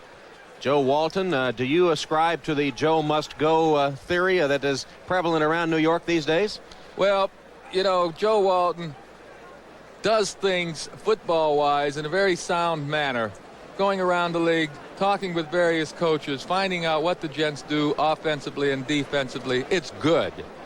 Offensively, they attack people properly, but you know, Walton has only had 2 winning seasons so far, and this is 7th season. You have to wonder if the coach, or rather if the owner, Mr. Hess, is going to be patient enough to keep Joe Walton, because they did have some injuries early in the season, a lot of things. There's a lot of excuses for the Jets, and I have a feeling that Mr. Hess, if the Jets can finish strong, they can save Joe Walton's job. The players can save his job this season, Tom. Being compared to your coach, Weeb Eubank, doesn't help any anyway. Weeb, of course, was very successful with your Jet teams. Oh, he was successful in building a championship, but he was also very good at running the football end of the organization.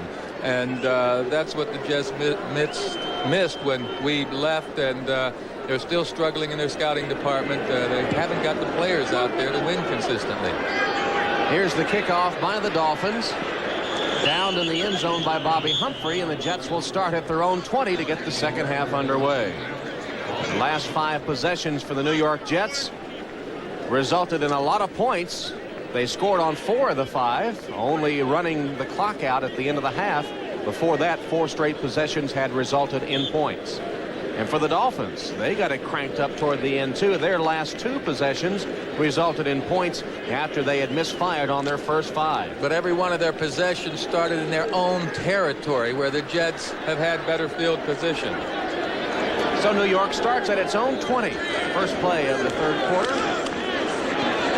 And O'Brien opens with a pass complete to Townsell for 8 yards. Townsell bumped hard out of bounds by E.J. Jr., and O'Brien goes over to see if his wide receiver is okay and if perhaps they could get a flag, but they couldn't coax one out of the official. Well, Townsell just ran a little stop pattern there, and William Judson, number 49, turned to the inside of the field and was well off Townsell by the time the ball got there. And actually it was Judson, I think, that applied that pressure close to the out-of-bounds area. O'Brien with a handoff this time to Hector. And Johnny Hector is to the 30-yard line, close to the first down. Brian Sauché on the tackle for the Dolphins. Important for Joe Walton and his offense, not only to advance the ball, but to keep it out of the hands of Dan Marino in that offense. You're not going to keep the Dolphins offense quiet all day long.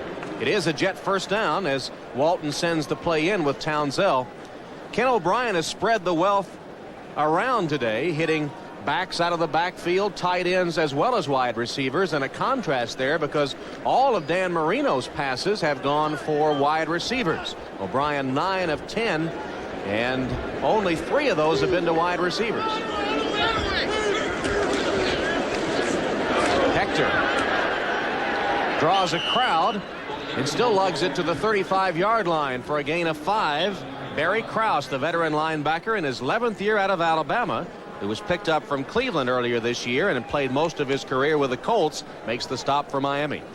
Well, Mike Haight and Jeff Criswell made a little double team, and then you see Newber trying to drive Green downfield, and Hector's able to find a little crack to gain the 5 yards. That Jet offensive front is coming off the ball nicely right now.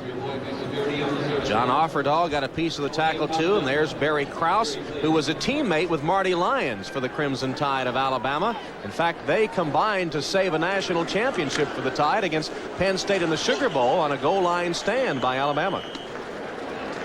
Freeman McNeil on the carry, with Langford and Williams making the tackle short of first down yardage. Well, the Dolphins just stuffed the line that time. They made a good job up there of keeping McNeil contained and forcing him to bounce outside to keep it to a short gain. Now, this is that 3rd down and short situation. The Jets have had 3rd and short, 4th and short twice now and have failed to make it. They need just about a yard, actually a little over a yard. They must go just across the 40-yard line. Play action pass, and O'Neal is sacked. Hugh Green came from an outside linebacker spot to get his 6th sack of the year. Well, you're asking a lot of your running back, Johnny Hector, to try and keep Hugh Green, one of the premier pass rushers, off Ken O'Brien. On the left side of the screen, at the top of the screen, you'll see Hector go down to try and cut Hugh Green, and Hugh Green just steps over him to get the sack. First sack of the day for the Miami defense, and Prokoff is on to punt. Schwades is deep for the Dolphins.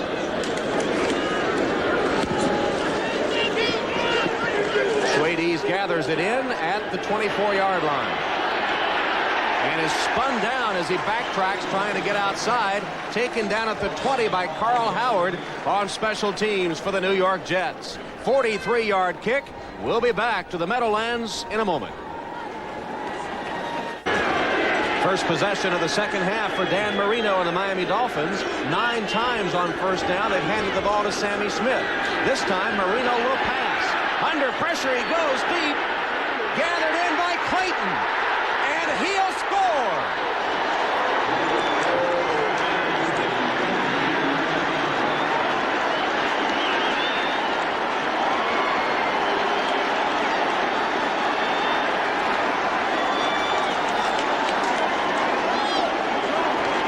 "78 yards on the bomb from Marino to Clayton."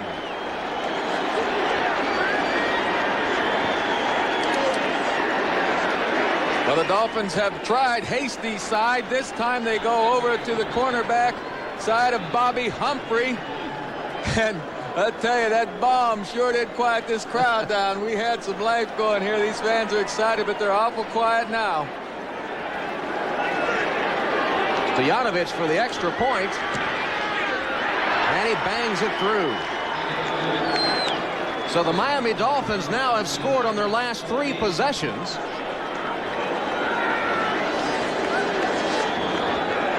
And who's to say that running on first down didn't help out this pass protection?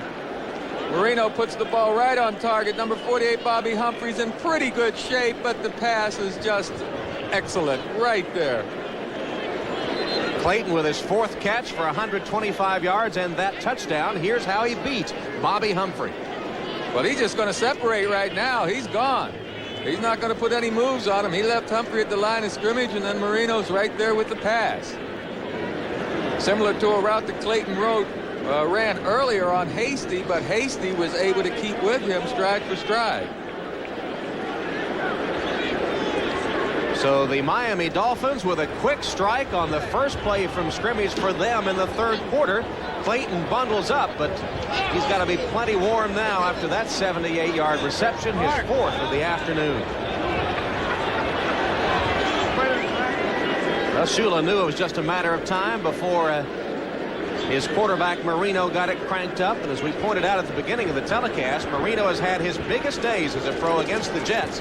That is another touchdown pass against New York. He has passed for over 3,600 yards against the Jets, more than any other team he has faced. And it's Clayton's 6th touchdown of the season. So it's now 20-17. And the Dolphins will kick it off. Stoyanovich gets a hold on the kickoff and sends it deep. Taken by Epps. Epps tries to break it to the outside. Got a little running room. Had to push one of his own men out of the way. And is taken down at the 24-yard line. Greg Clark downfield for the Dolphins makes the tackle. There's Marino. 221 yards for him today. 2 touchdowns and 2 interceptions. Well, he got a break on one play. McMillan certainly could have had the 3rd interception, but it'll be interesting now to see if Kenny O'Brien can continue to get good protection, or if that bomb is going to fire up this Dolphin defense, and maybe we'll start seeing the kind of pressure on the quarterback the Dolphins have been getting back there. Today, certainly, they're not getting the kind of pressure they'd like to on O'Brien. Referee's huddling up. We don't exactly know why, after Dan Marino just tossed his 36th touchdown pass against the Jets. Boy, some guys don't have that many in a career. He has 36 right. against the Jets. Was that the beach ball signal again from Haggerty? Oh, that was fast. Ken O'Brien, he has hit 90% of his passes today. Let's see if he can get the Jet offense moving here. Jets punted on their first possession of the half. Flag down as Hector on the sweep to the left. Gathers about 5 yards. E.J. Jr., John Offerdahl, Lewis Oliver all getting a piece of the tackle. Well, this is a classic example. I believe we're going to see the tight end of the Jets, probably Dressel. Illegal motion. Number 84. Offense. Still first down. You see what happened this time, folks. Dressel was in position, but he moved slightly before the snap. He wasn't set a full second before the snap of the ball. You have to be dead still 1 full second before the snap, and we have a couple of receivers right there in Joe Walton and Richie Kotite. In fact, Joe Walton was a tight end for a while as Mickey Schuler, the Jets' leading receiver tight end, watches on the sideline with a cane for support. I say Joe Walton was a tight end in his professional career most of the time, except when he was a rookie back in 1957 when he was a cornerback with the Washington Redskins. The other corner, Don Shula. Fans boo the running play to Hector, who is stopped by Brian Sauché. Sauché's having a big day. Pickled fans. I mean, it was first down and 15, so they run the ball once and they're booing. Joe Walton's got a tough job to please these fans here in New York. Of course, I don't blame the fans. You know, they've been patient. After last season, you'd expected a lot out of the Jets this year, and they got off to a horrendous start. And Coach Walton, of course, has reasons for their bad start. A lot of them being injured, but the fans don't buy it. 2nd and 13, and O'Brien will put it up. Incomplete, bounced off Hector and fell to the ground as O'Brien felt the pressure. John Offerdahl right in the middle of things for the Dolphins. What made this a bad pass to me is the way O'Brien threw it, the heat, the strength, the intensity of it. The ball is going to go fast and hard, and the receiver has an awful tough time of trying to adjust. See how close that receiver is to him? For you to throw a ball that hard with the guy only 5 or 6 paces from you, it better sure be on target and not behind him. So now O'Brien faces a 3rd and 13 from his own 21-yard line.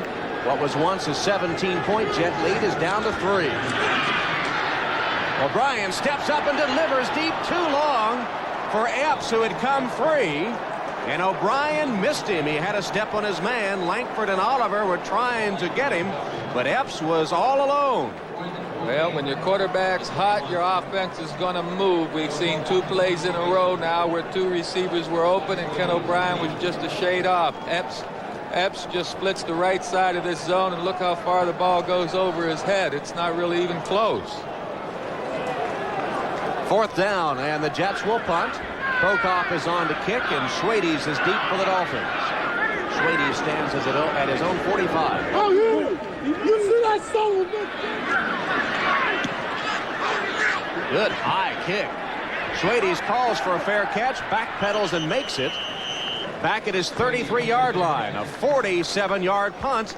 And the Dolphins, who have scored the last 3 times they've had the ball, take over. Glenn Adamo and director J.D. Hansen, Tom Hammond and Joe Namath with you as you look at some other scores.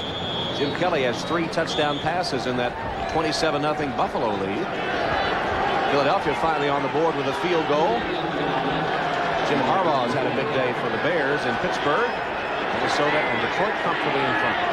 Here at the Meadowlands, Sammy Smith with a first down run. That's the 10th first down run he's made today. And he doesn't get much. The Jets ready for it.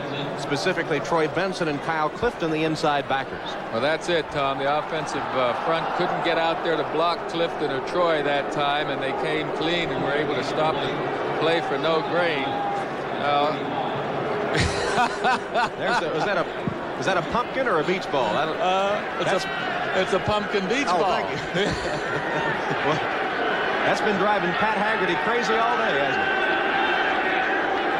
From the shotgun, Marino on a 2nd and 9. His pass to Banks, wide open for the first down. Fred Banks spotted the first down marker, went a yard behind, tiptoed out of bounds for the first down catch.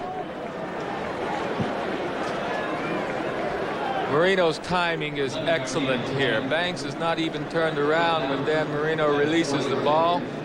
It gets there just at the right time. Hasty could not stop this play. Good pass protection, good timing.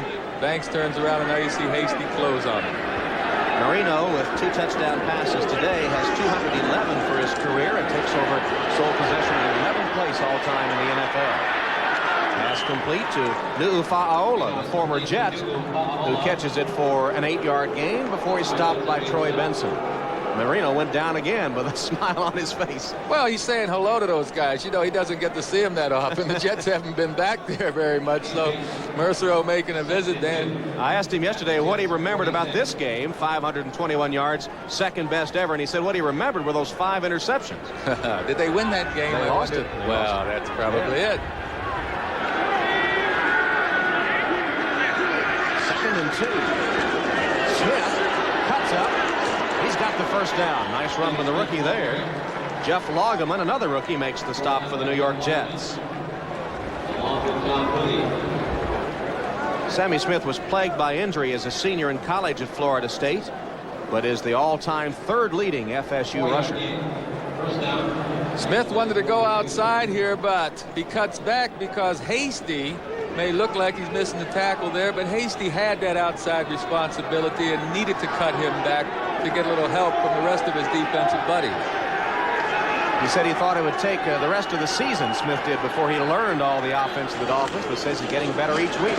Here he is again, and that's just instinct right there as he picks his way forward across the 40 and inside it down to about the 37-yard line of the Jets. Kyle Clifton makes the tackle again for New York.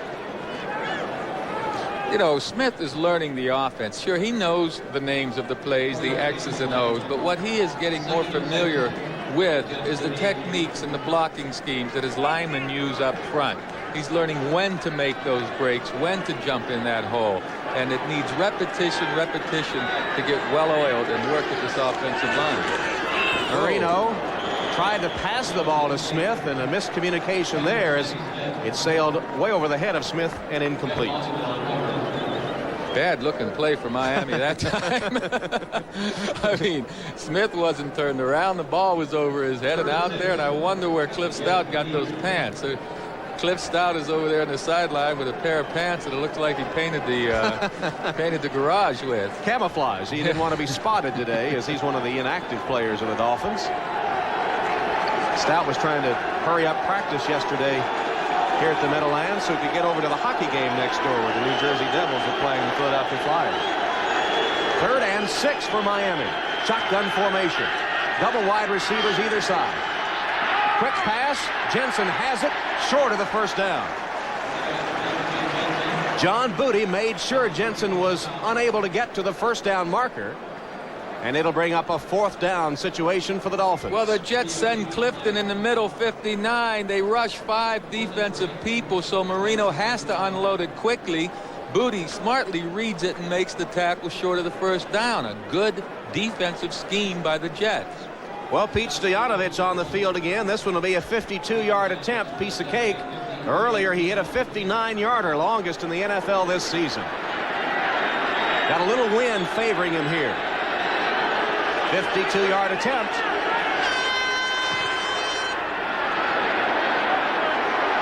How do you figure? Hit from 59, miss from 52, and before that from 34. Well, I guess rookies are inconsistent. The score remains the same. The Jets continue to lead it. It's 20-17, New York.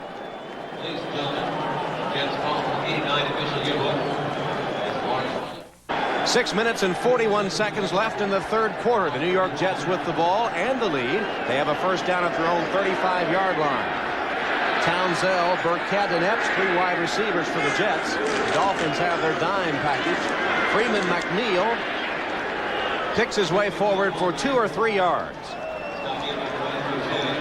I'm a little surprised at that Dolphin defensive philosophy right now, or their scheme. They surprised me that time and took Hugh Green off the field along with E.J. Jr. and inserted 2 defensive backs. They had 6 defensive backs, and this was on first down. So I don't think they're worrying much about that Jet running game. Do you?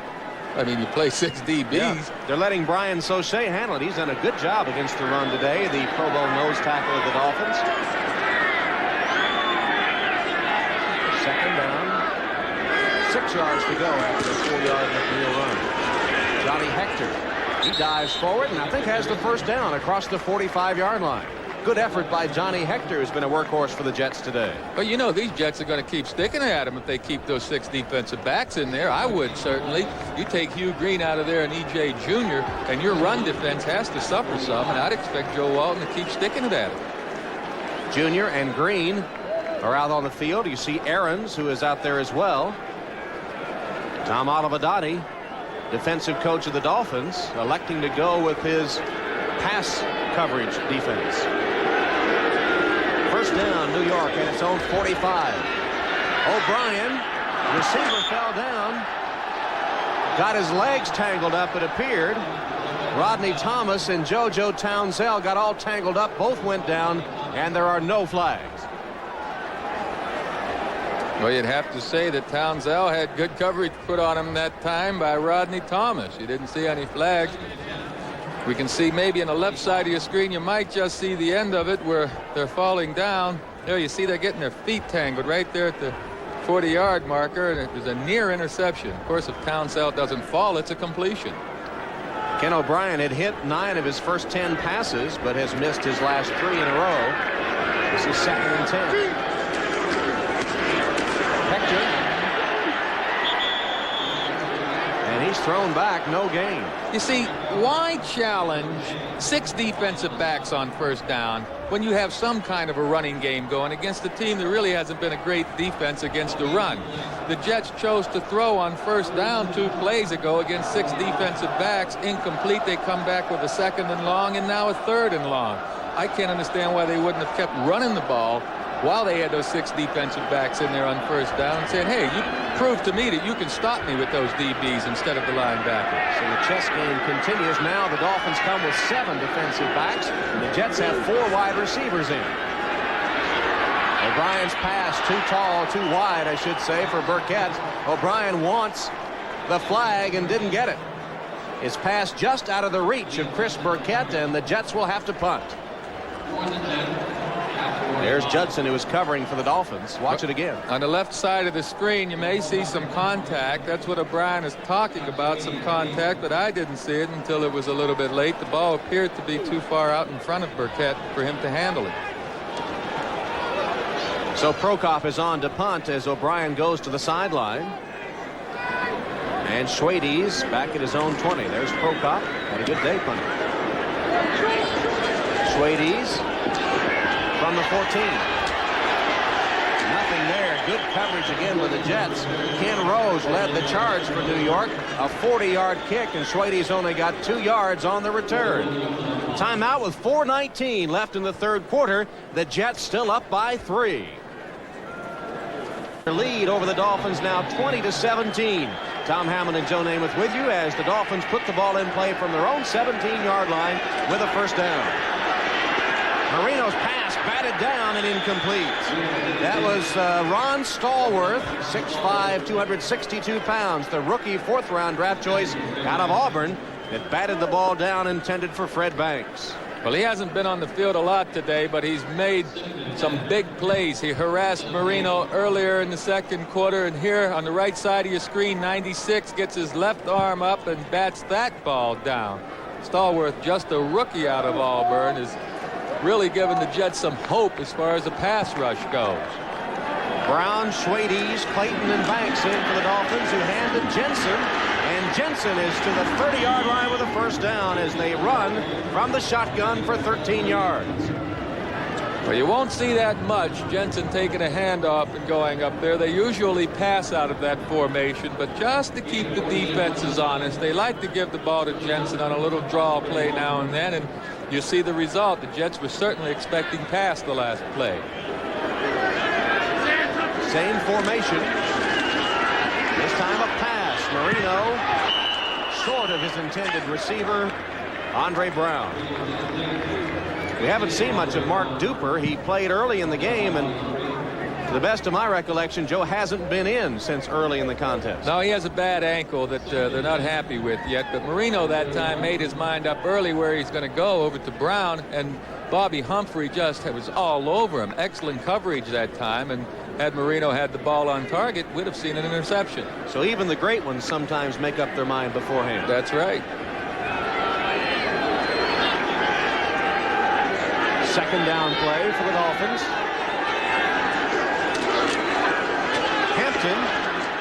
Lorenzo Hampton to the 35, a 4-yard gain for Hampton, who carries for the first time today. Just activated off injured reserve this week after having an arthroscope on an ankle back in September. That's just his 10th carry of the year. He had been the #1 rusher for the Dolphins in 1988.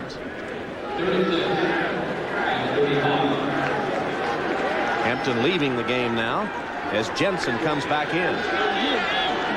23 passing touchdowns, including the 2 by Marino today, allowed by the Jet secondary.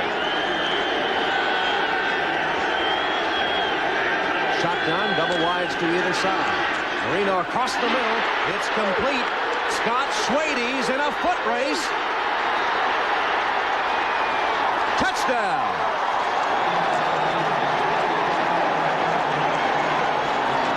Penalty markers down in the end zone. Schwade celebrates a 65-yard touchdown reception from Dan Marino.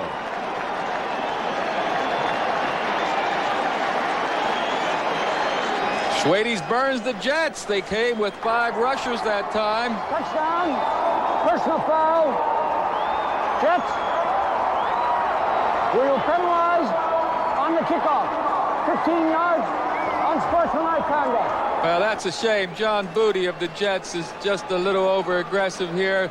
Upset that they scored a touchdown, so late, very late, he pushes Schwade's down. Here you see on the outside a safety blitz now. Schwade's just makes the catch, and at the end of the play, you'll see 42, John Booty, come in here and push him down. And I mean, he's in the end zone, and this puts the Jets in a bind because they're not going to get good field position unless they have a great run back on this kickoff. The extra point is good. And Ralph Hawkins, the defensive coordinator of the Jets, with his heart in his throat as Schwade set sail downfield. Oh, it's awful. He's probably wondering where the defender was, but we saw one of the safeties for the Jets try to break up that pass before it got to Schwade's, and when he left Schwade's, that left the Jets without a man on Schwade's. That's why the play went so long and so far for the touchdown. And Scott Schwade's had only 1 reception of this season coming into today's game. He's caught 3 now for 108 yards, including that 65-yard touchdown grab. Well, Walton had the lead early, and now his fortune sinking. He falls behind for the first time, 24-20. 15 years ago, Joe, you were on a Jet team that began with a 1-7 record and then won their last 6. Can these Jets turn it around in similar fashion? Well, they have the quarterback to do it, giving him the time. I still think Ken O'Brien, when he's right, is one of the best in the league. I don't think these Jets can turn it around. No, they're not making enough plays offensively, defensively by the individuals to win. And you need a lot of luck in that kind of a streak, too. I think the Jets will be having a tough time to win the remainder of their games. They're going to have a darn tough time coming back today, Tom. Well, the Miami Dolphins have scored 21 unanswered points to take the lead for the first time.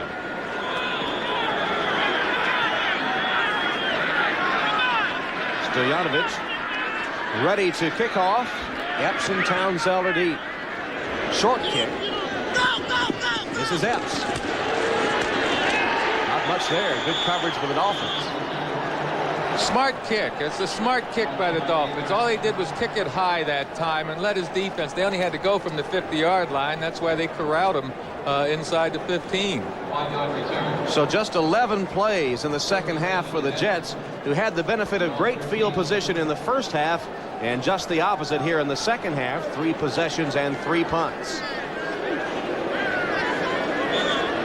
Denver continuing to lead, and bad news for Dolphin fans as the Bills appear to be on their way to a victory, which means the best Miami can hope for is to win here and remain a game back.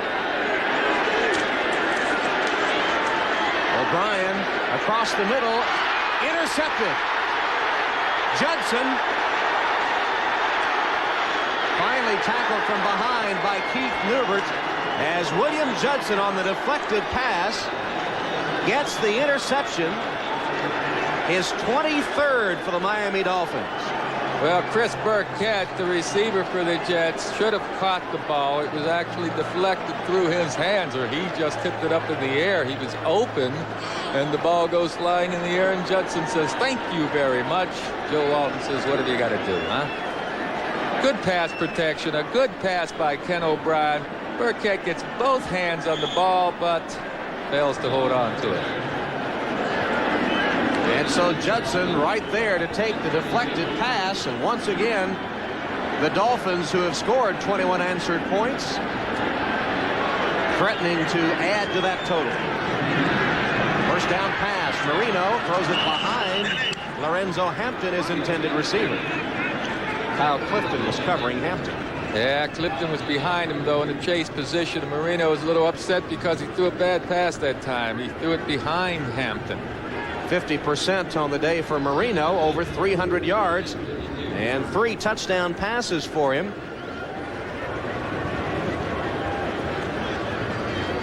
Marino second in NFL history with that stat, and adding to his impressive passing totals, one of the best ever in the National Football League.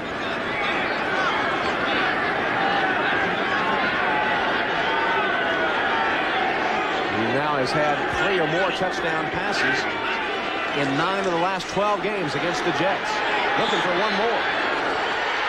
Banks out of bounds at the 2-yard line. Banks beat Bobby Humphrey, hauled it in for 30 yards, and the Dolphins knocking on the Jet goal again.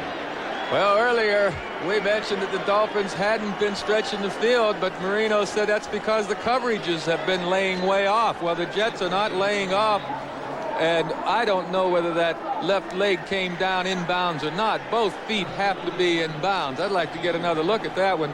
Let's keep an eye on his left foot as it comes down, because the right foot is certainly in bounds right now. Now, where's the left one come down? Is it? Oh, that's close. How close can you get? That's what the replay booth is saying right now as they take a look at it. Here's the reverse angle look on Banks' fancy footwork. That's the replay booth. Fancy footwork by Banks. Was it good enough? Or lack of fancy footwork. We'll see if that left toe touches the ground. Now, here's one foot down. He needs another one down in bounds. Yep, I see some green in there. That's as close. You see green? Reset it to 13 seconds. 13 seconds on the 45-second clock. Play stands. In fact, they say he was forced out before he had a chance to come down. I thought I saw some green between that foot and the sideline. You question me on that? Thank you. Yes, I do. In any event, the Dolphins have it 1st and goal at the 2-yard line of the Jets. Sammy Smith and Nu'u Fa'aola are the running backs in the I formation. Smith is the tailback. 490. Sammy Smith, touchdown. First touchdown of the season for the rookie out of Florida State. Sammy Smith carries it over, and the Dolphins extend their lead.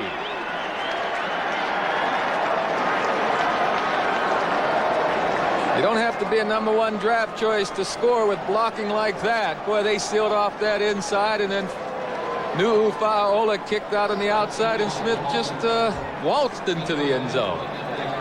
Yes, what happened there? That's what Ralph Hawkins wants to know, the defensive coordinator.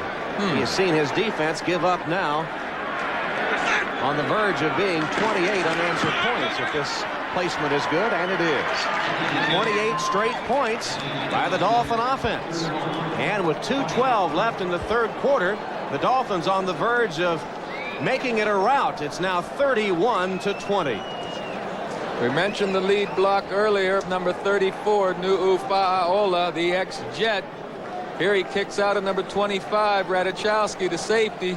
Now, Radichowski has to take outside position first, but the rest of the Dolphins walled off the inside. The pursuit of the Jets couldn't get there until it was too late.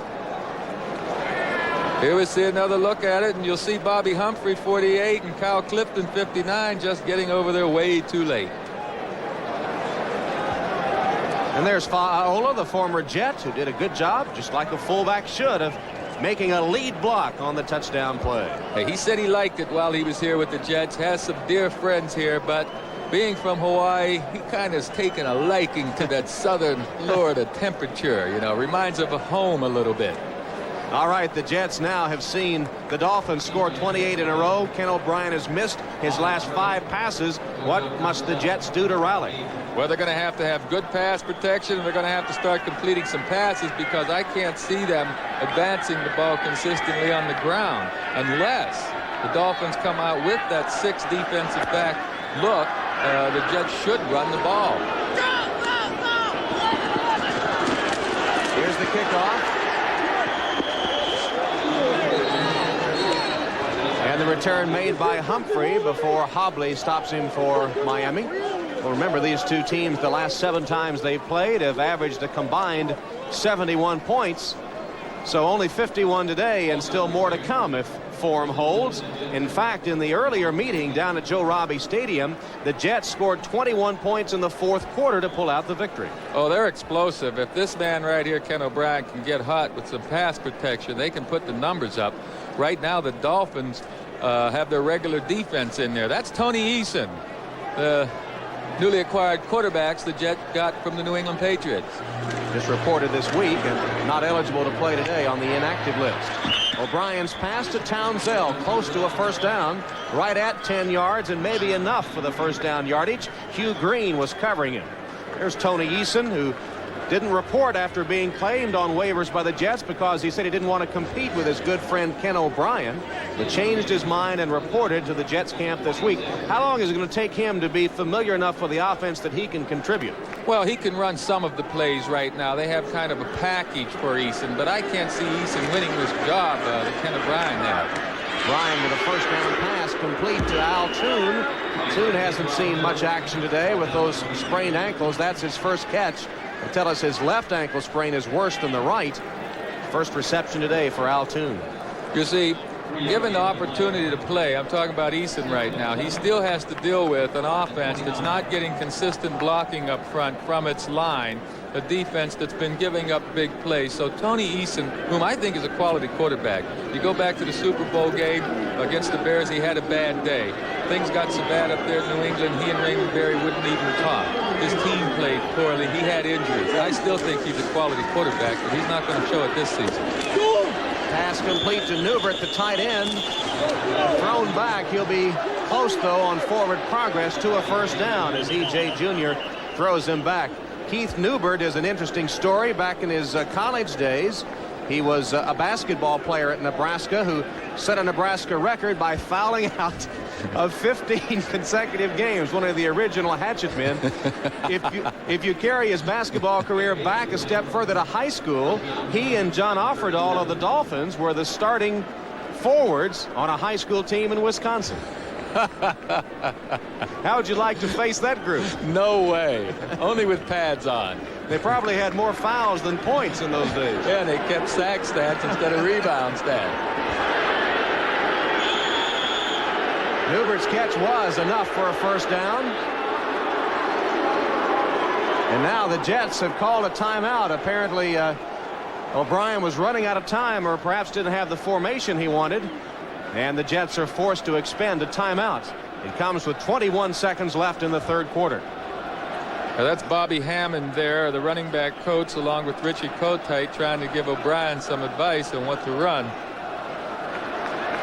Hey, they get the pass protection up there. They can run any pass plays they want. Right now, the Dolphins have their regular defense in there, and so to me it would be the time to keep throwing the ball as long as AJ Jr. Is that right? As long as EJ Jr. is in the game in green, I wouldn't try to run the ball. I'd continue to try and pass it on him. Here's the menu for next Sunday. It starts with an appetizer at 12:30 on NFL Live. The main course will see Miami against Dallas, Kansas City at Cleveland, or Buffalo at New England, followed up by a delicious dessert of a doubleheader game.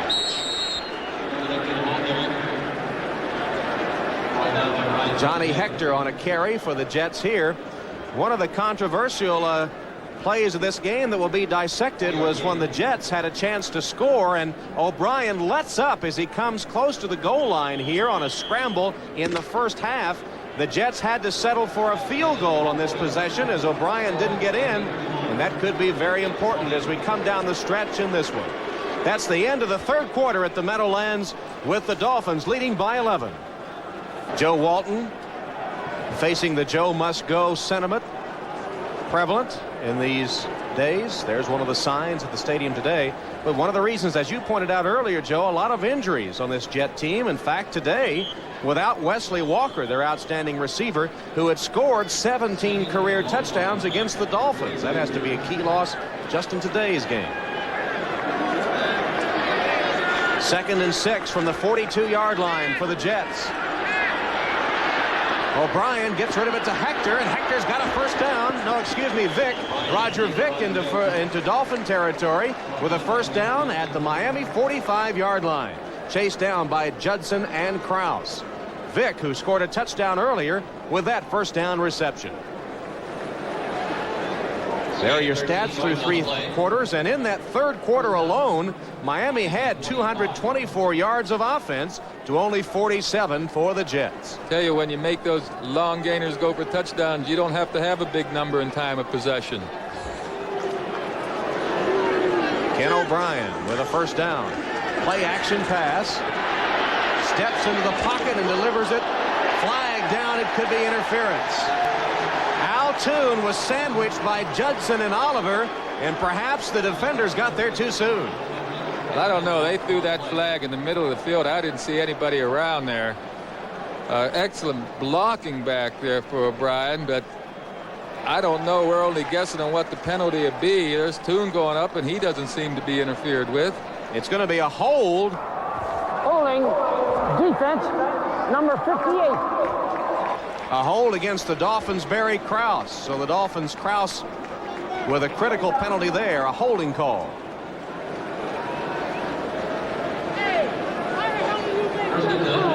Remember, again, in the first meeting, a 40-33 Jet victory over Shula's Dolphins. New York scored 21 fourth-quarter points as the Dolphin defense just caved in. First down now from the Dolphin 40. O'Brien complete. Burkett with his first catch of the day. Chris Burkett with 10 yards, close to a first down. Paul Langford chases him out of bounds. It'll depend on the spot of the football. Very close to first down yardage. It is enough. First down Jets on Burkett's first grab of the day. Good pass protection once again for O'Brien. Burkett just broke outside in the zone coverage, and no one picked him up. Langford was well off in his zone area. That's the kind of protection you keep giving O'Brien, and Coach Shula's going to have some more nightmares in this fourth quarter. There's that great disparity in yards for the third quarter, much in favor of the Dolphins, who forged from behind to take the lead. O'Brien scrambling, bearing down on it. He unloads it. Incomplete. Good presence of mind by Ken O'Brien. He paid the penalty for it, but he did get rid of the football. So Shea and Junior were bearing down on him in a hurry. Yes, but I don't see an offensive receiver. Didn't see a receiver in the area. Sweeney was the closest man to the ball, number 53, and the Dolphins wanted grounding. O'Brien plenty of time, but there's excellent coverage downfield. And then O'Brien just, well, maybe Hector was the man he was trying to get the ball to. Close enough. 8th play of the drive coming up. It started back at the 16-yard line of New York, and they need to get some points. They trail 31-20. Running play, Hector. He's to the 25-yard line and then thrown back by the Miami defense. Sauché leading the charge again. I'm telling you, Brian Sauché has had a ton of tackles today. He came in as the second leading sacker on the team. The first Miami Pro Bowl defensive lineman since 1984 when he was selected to play last year. Former all-rookie performer and a member of that Dolphin sack exchange. 29 of them. 7 tackles and 1 assist for Sauché this afternoon. O'Brien for the end zone. No good. Burkett couldn't stay in bounds. Oh, boy, that's the kind of play that O'Brien hates to have. These fans that get on him, the coaches that get on him, because Burkett is open back there waiting in the end zone. He loses the defensive back, and O'Brien has all day to find him. Lewis Oliver, 25, that was to the right of the screen, and Judson is out of position, really. Had the ball been on money, had the ball been on target, could have been 6. Instead, it'll be 4th down and 5, and the Jets are going to go for it. They went on a 4th and 1 early in the game in the first quarter and didn't make it. Here it's 4th and 5. Townsend, Toon, and Epps at wide receiver. O'Brien's pass complete. Toon has the first down. William Judson drags down Al Toon from behind, but it's a Jet first down. Clutch pass by O'Brien and a clutch catch by their best offensive player, Al Toon. Didn't practice all week, has 2 bad sprained ankles, yet he makes his way right to left across your screen, outruns Judson, and makes the catch. Al Toon is not feeling well, folks. Those ankles hurt him, but he's giving it his all. On 4th and 5, Walton's Jets get 13 yards and a first down. The ball at the Dolphin 12. 11th play of the drive that started at the New York 16. O'Brien gets away to the 10. Lewis Oliver, the free safety, tackling O'Brien, who scrambled and somehow got away from the rush. And Oliver is shaken up. Joe, he's the man that bragged in a newspaper story that he likes to not only make hard tackles, the big hits, but he likes to knock them out. He's the one hurt there. Yeah, he wants to knock them out 10 or 20 minutes. I saw that quote, and I figured you had to be either a rookie to say that or not very smart. Once again, O'Brien gets good pass protection here, but there is good coverage downfield, close to in the grass, but that no way. And let's see if we can find out. Well, we didn't see about Oliver. Well, we see Hector, though, fighting his way inside the 5. Lifford Hobley has replaced the injured Lewis Oliver. Let's go back to the end of that scramble by O'Brien again. Well, Oliver's going to load up and try to get O'Brien and hurt him, or at least put a good lick on him, but I couldn't tell what happened with Oliver that time. Did you see O'Brien kind of tossed the football at him, too? Yeah, but when O'Brien saw him going in, that time O'Brien was trying to run in the end zone. He didn't throw the football or his body. He kind of hesitated just enough for Oliver to make the big hit and keep him out of the end zone. We've got a 3rd and 1 coming up. The Jets can get a first down without scoring. 3 tight ends, Newbert, Werner, and Dresser. The give is to Hector, tripped up and tackled for a loss, back to the 5. John Offerdahl, the Pro Bowl linebacker, making a key play for the Dolphin defense. Offerdahl got some help from E.J. Jr. that time as well. There was good penetration into the Jets' backfield. Here they're going to go for the field goal, it appears, Tom. I don't think the fans like it very much. Don't think.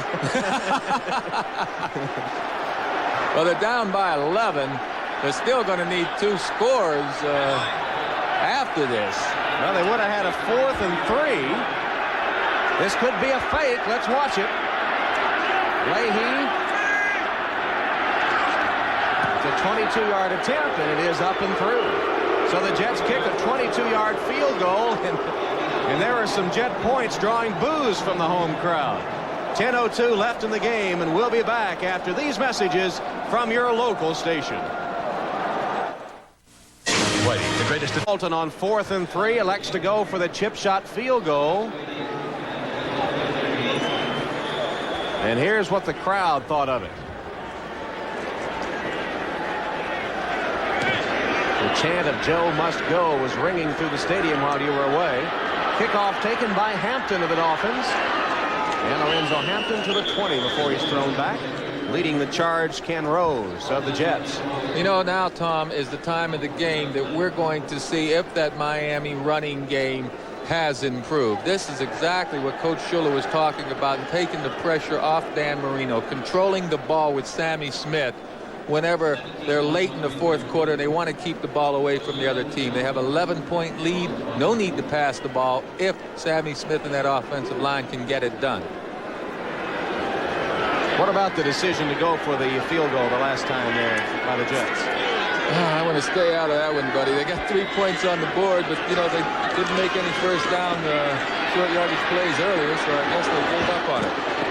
Sammy Smith on the carry for the Dolphins. Let's check in with some other games in progress. Most of them moving now to the fourth quarter.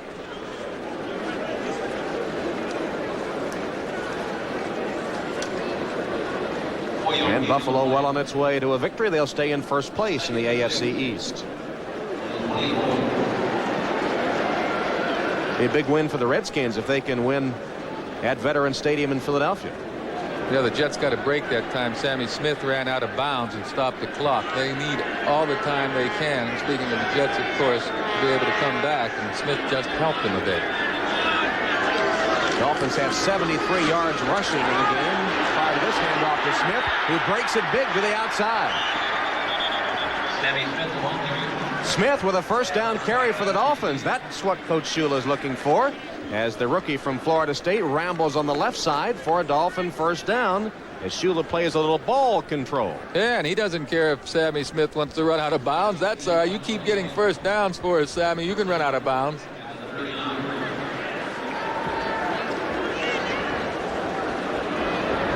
.16 carries, 64 yards for the Dolphin running back. It would be real news if he would get over 100. I don't know when the last time a Dolphin running back has had back-to-back 100-yard games.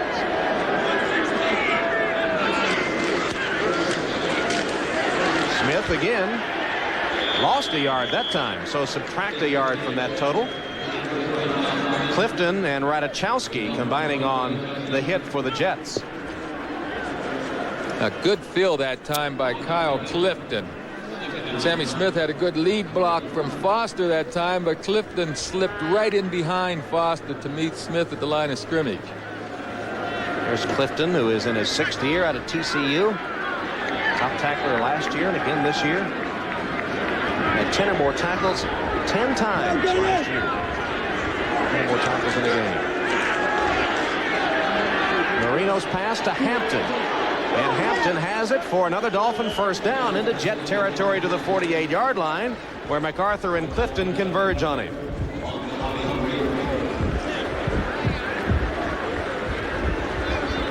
It's been 1982 when Andra Franklin had back-to-back 100-yard rushing games for the Dolphins. So Smith still needs about 30 plus to reach that mark. But it's been since '82 since a Dolphin running back had back-to-back 100-yard games. And now is the time to keep it on the ground. The Dolphins should continue to run that clock.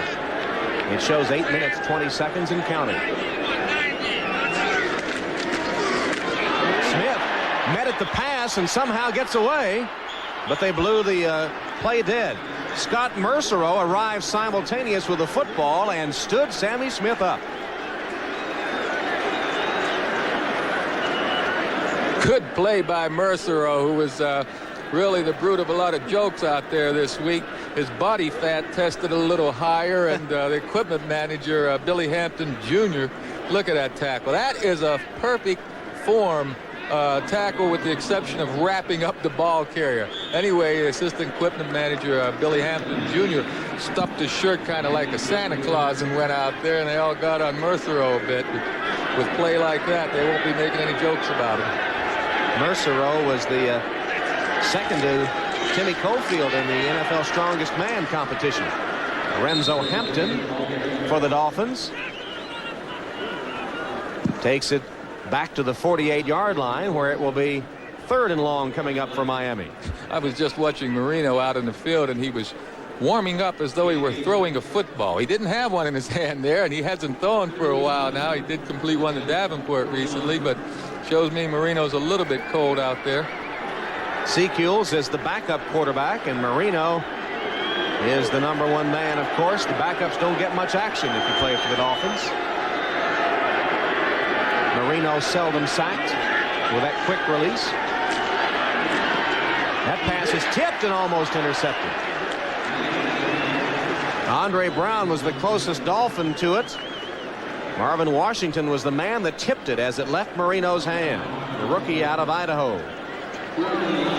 Well, Marino has a chance this time to get it to Andre Brown, but number 97 gets that big left arm up there and tips the ball. An outstanding play by Washington. The kind of plays individuals have to make for the team to perform well. And the Jets need more of that big individual effort. Second punt of the day by Reggie Roby. Townsell is deep for the Jets. Roby's boot. Townsell calls for a fair catch and makes it at the 15-yard line. So the Jets are 85 yards away from the goal with 7:01 left in the game, and the Dolphins up by 8. Tom Hammond and Joe Namath at the Meadowlands, where the wind continues to whip away atop the stadium. 76,000 on hand, and the Jets once again for the second drive start at their own 16. O'Brien completes a pass to Altoon, and he's got a Jet first down close to the 30-yard line. Krause and Judson converge on Altoon, who has become a factor in the passing game for the Jets here late in the contest. Well, Altoon really helps Ken O'Brien a great deal. That time Altoon adjusted his pattern. He went down to the inside, but Barry Krause was inside, so Toon stopped, set back up to the outside, found the open spot for O'Brien to get it to him. Jets need 2 scores. They trail by 8, less than 6.5 minutes remaining. Play action. O'Brien completes it short to Newbert, and Newbert has, I believe, enough for a first down. It'll be close. E.J. Jr. stopped him, and maybe just a foot short. It'll depend on the placement of the football, and it's close enough that they'll stop the clock to measure. Altoon over there ready to come in with the play. Stretch the chains out meantime. And it is enough for a first down. So Newbert has just enough for a Jet first down, and the drive continues. They have to keep it in the air, too, because there's 6 minutes and 6 seconds left, and the Jets need 2 scores to get ahead. That includes 1 sack for the Dolphins today. O'Brien trying to direct the Jets into the end zone. His pass is complete. Townsell out of bounds deep in the Dolphin territory at the 27-yard line. Jarvis Williams ran him out, but a 34-yard strike. O'Brien to Townsell. Well, you just couldn't put a ball in a better place than where O'Brien throws this one. Good pass protection up front again, and he puts that ball on the outside where Townsell can stretch out and get it. Look at this. Beautiful catch by JoJo, and you kind of think that had he maintained his balance, he'd have gotten some more yardage out of that. Yeah, he was stumbling a little bit, and his momentum carried him out of bounds, or he could have had more. As it is, a first down for the Jets at the 26 of the Dolphins. O'Brien looks for the end zone, lets it go. Nobody there. All right now, let's check in with Bob Costas for an update at NFL Live. Steve Pelleur has been a good addition for the Chiefs, who suffered from some poor quarterback play early in the year, and with the league's leading rusher Christian Okoye injured today, Pelleur doing a job. Here's a pass. O'Brien to Werner, the tight end, and he's got a Jet first down inside the 15-yard line. John Offerdahl made the saving tackle, and O'Brien's ready to go again. These young Jet tight ends only lack experience. These guys can catch the ball and run some pretty good patterns. O'Brien loads it up again, and this one no good. Out of the reach of Newbert, with Barry Krause covering him. Oh, that's the one that the Jets wish they could do over again, because Newbert did have Krause on him. Krause is an excellent run defender, but not the best pass defender. Newbert had a step or two, but O'Brien just missed him again. 31-23, the Jets trailing with 5:13 left. Second down and 10. The ball at the 14-yard line of Miami. The Jets have already used one of the timeouts.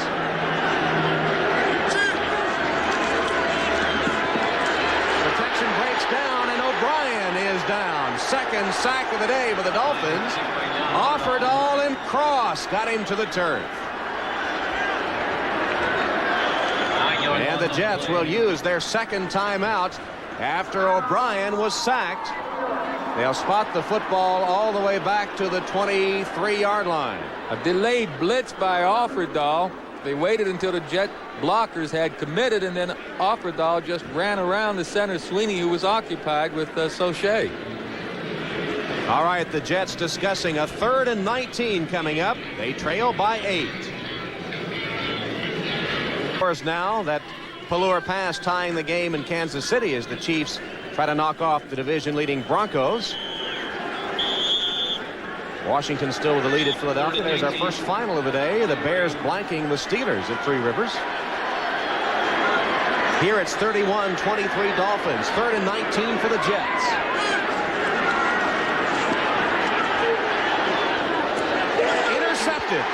Intercepted by Thomas of the Dolphins. Rob Thomas cut right in front of JoJo Townsell to pick off the O'Brien pass and stop the Jets' threat.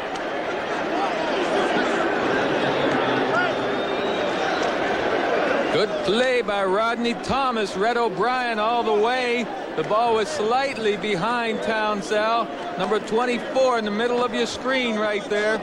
Now he's going to break underneath here and pick it off. He'll cut right in front of Townsell. You see how he broke on the ball? Good reaction that time. Rodney Thomas has 2 interceptions this season. Both have come against Ken O'Brien and the Jets. Well, the fans start to head for the exits now as the Jets turn it over for the second time. The Dolphins, despite the 3 turnovers, with a 31-23 lead. Sammy Smith carries.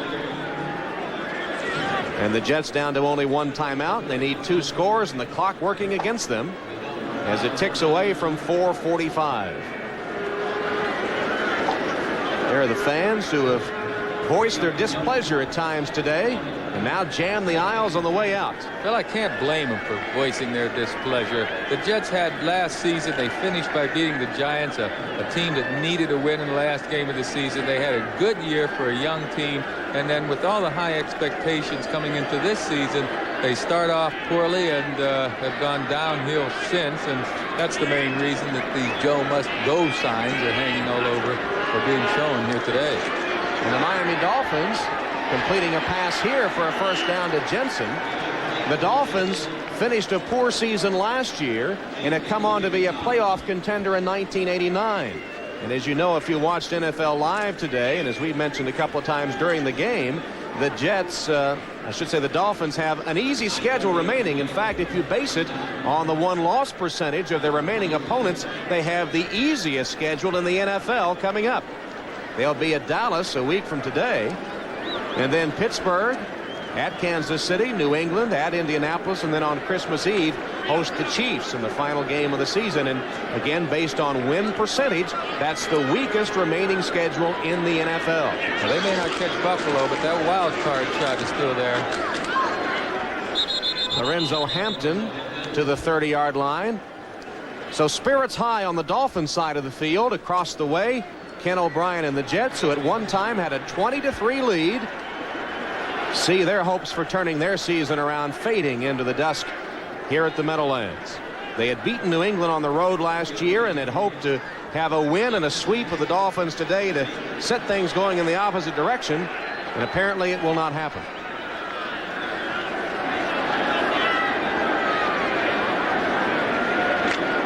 We remind you this telecast is presented by authority of the National Football League and intended for the private use of our audience. Any rebroadcast or other use of the telecast without the express written consent of the New York Jets and the National Football League is prohibited. This game the property of the National Football League, the New York Jets and Miami Dolphins, all rights reserved. Faaola on a carry for the Dolphins and Stallworth with the Jet stop. And the clock now down to 2 minutes 20 seconds. Yes, and I don't think the Dolphins will run a play before the 2-minute warning. The Jets with 1 timeout left is not choosing to stop the clock, so the Dolphins have just let it run right down to 2 minutes. Mark Dennis, who's normally a tackle in, playing tight end now as the Dolphins look to just pound away at the clock. You know, this is remarkable. The Jets just called timeout. They let 12 to 14 seconds run off the clock before they decided that they should call timeout. And Joe, That's coaching, isn't it? Yeah, that's where it starts. That's where it starts. Last time out for the Jets. 2:03 on the clock.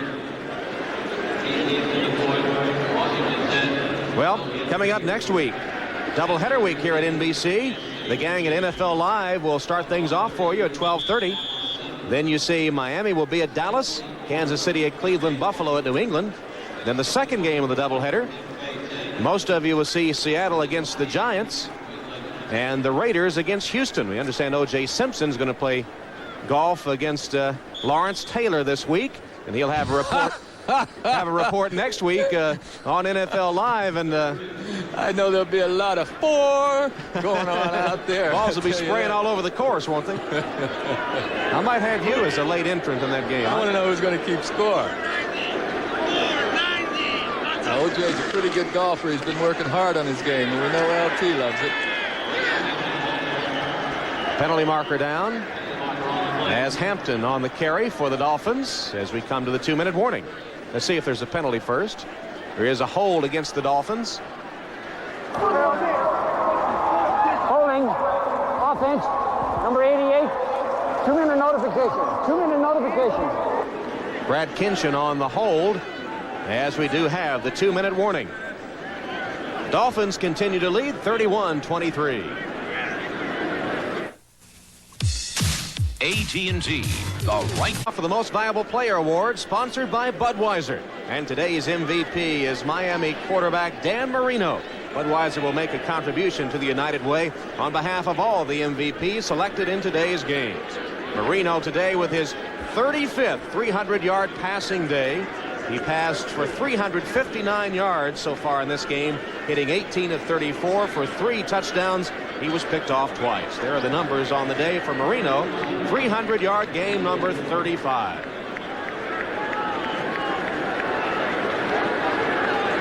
He reminds me of a young Joe Namath. Quick release. Yeah, he has an excellent release. His footwork doesn't get enough credit. To be able to release that ball so quickly and accurately, you have to have quick feet, too. And Dan's footwork has improved over the years.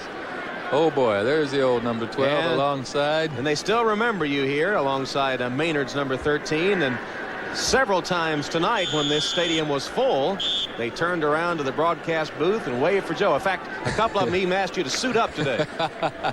Boy, I'd love to. You know, football, I love playing football. The only downside of it was losing and getting hurt. That's the only 2 bad things about it to me. Marino directing the Dolphins to a lead and perhaps another win to remain a game behind Buffalo in the AFC East. That's Lorenzo Hampton. The Jets are out of timeouts. The clock will just tick away now. And you know, this has been a remarkable turnaround for the Dolphins, who were 0-4, winless in the preseason. They were 1-3 through their first 4 games and have gone 5-1 since. And a pretty good turnaround for a team with a week remaining schedule and a good chance to be a playoff team once again. Sure, and they got Hampton back here now. He's healthy again. Lorenzo, I might add, just did a smart thing in not going out of bounds that time. He could have continued to run around then, but he didn't want to stop the clock. Well, you know, this will be the first time that Miami has had back-to-back AFC East Division wins since 1986. Roby's punt. Townsell sees it bounce and then take a great Miami roll. It'll be downed inside the 25-yard line. I don't know if Townsell couldn't get there or what, but turns into a good play for the Dolphins as the kick covers 49 yards. Coming up tonight here on NBC, the Magical World of Disney will feature a 2-hour all-star musical world premiere movie in Polly. The Cosby Show's Felicia Rashad in Polly. Then the real-life murder case that shocked the nation comes to television. That'll be on Manhunt, the search for the Night Stalker. NBC world premiere movie tonight. Bryan's pass complete to Toon for a Jet first down. Judson covering and giving Toon plenty of cushion in this situation. 16-13. The Broncos pull it out at Kansas City as the Broncos beat the Chiefs 16-13 on a field goal. Buffalo game is now final, and New Orleans on the way to victory That's a final score, too. The Redskins, after losing to Dallas last week, go into Philadelphia, hold the Eagles to a field goal and win it 10-3. Werner, another Jet first down, but stays inbounds, and the clock continues to roll. You see the time down to 40 seconds. Werner tried to get out of bounds. That was good defensive effort there, keeping him inbounds and keeping the clock running. O'Brien wide open again to Newbert. Newbert is down to the 27-yard line with 20 seconds left. Remember now, the Jets trail by 8. No timeouts left, and O'Brien stops the clock with 14 seconds. Well, earlier we had one of your pet peeves. You want to change the rule about the last 2 minutes. Our producer, Glenn Adamo, does not like that play. Well, I don't like it either. I mean, why can't the quarterback do just the way they used to do it? Step back, throw the ball over the receiver's head by the sidelines. It does take a little bit of skill, but when the quarterback gets the ball and just throws it in the ground here, I think all of us, the fans, everyone's just getting the short end of this one. That's a stupid rule. Brian Sauché has had a great game defensively for the Dolphins. He limped off a couple plays ago. They have to hope he's not seriously hurt. There's an interception as the Dolphins put an exclamation mark on the end of this victory over the Jets today as Don McNeil picks off the pass. There is a penalty marker down. First down. So the interception stands the third of the day for the Miami Dolphins. Reggie McElroy was holding. Dolphins wave it off, and they have the interception. Second of the season for McNeil. And number 3 on the afternoon for the much improved Dolphin defense. Now, Don McNeil's had a rocky start. Here he is waving that football, made a big play in the interception, but back in the last exhibition game, he was on that waiver wire. He got let go and came back, and his job was up for grabs, and you can bet he's a happy young man right now. Just 7 seconds separating the Dolphins from their 6th victory of the season. They'll remain a game behind Buffalo in the AFC East as they travel into Dallas to face the Cowboys next Sunday. The Jets, meanwhile, will drop to 2-8 on the season.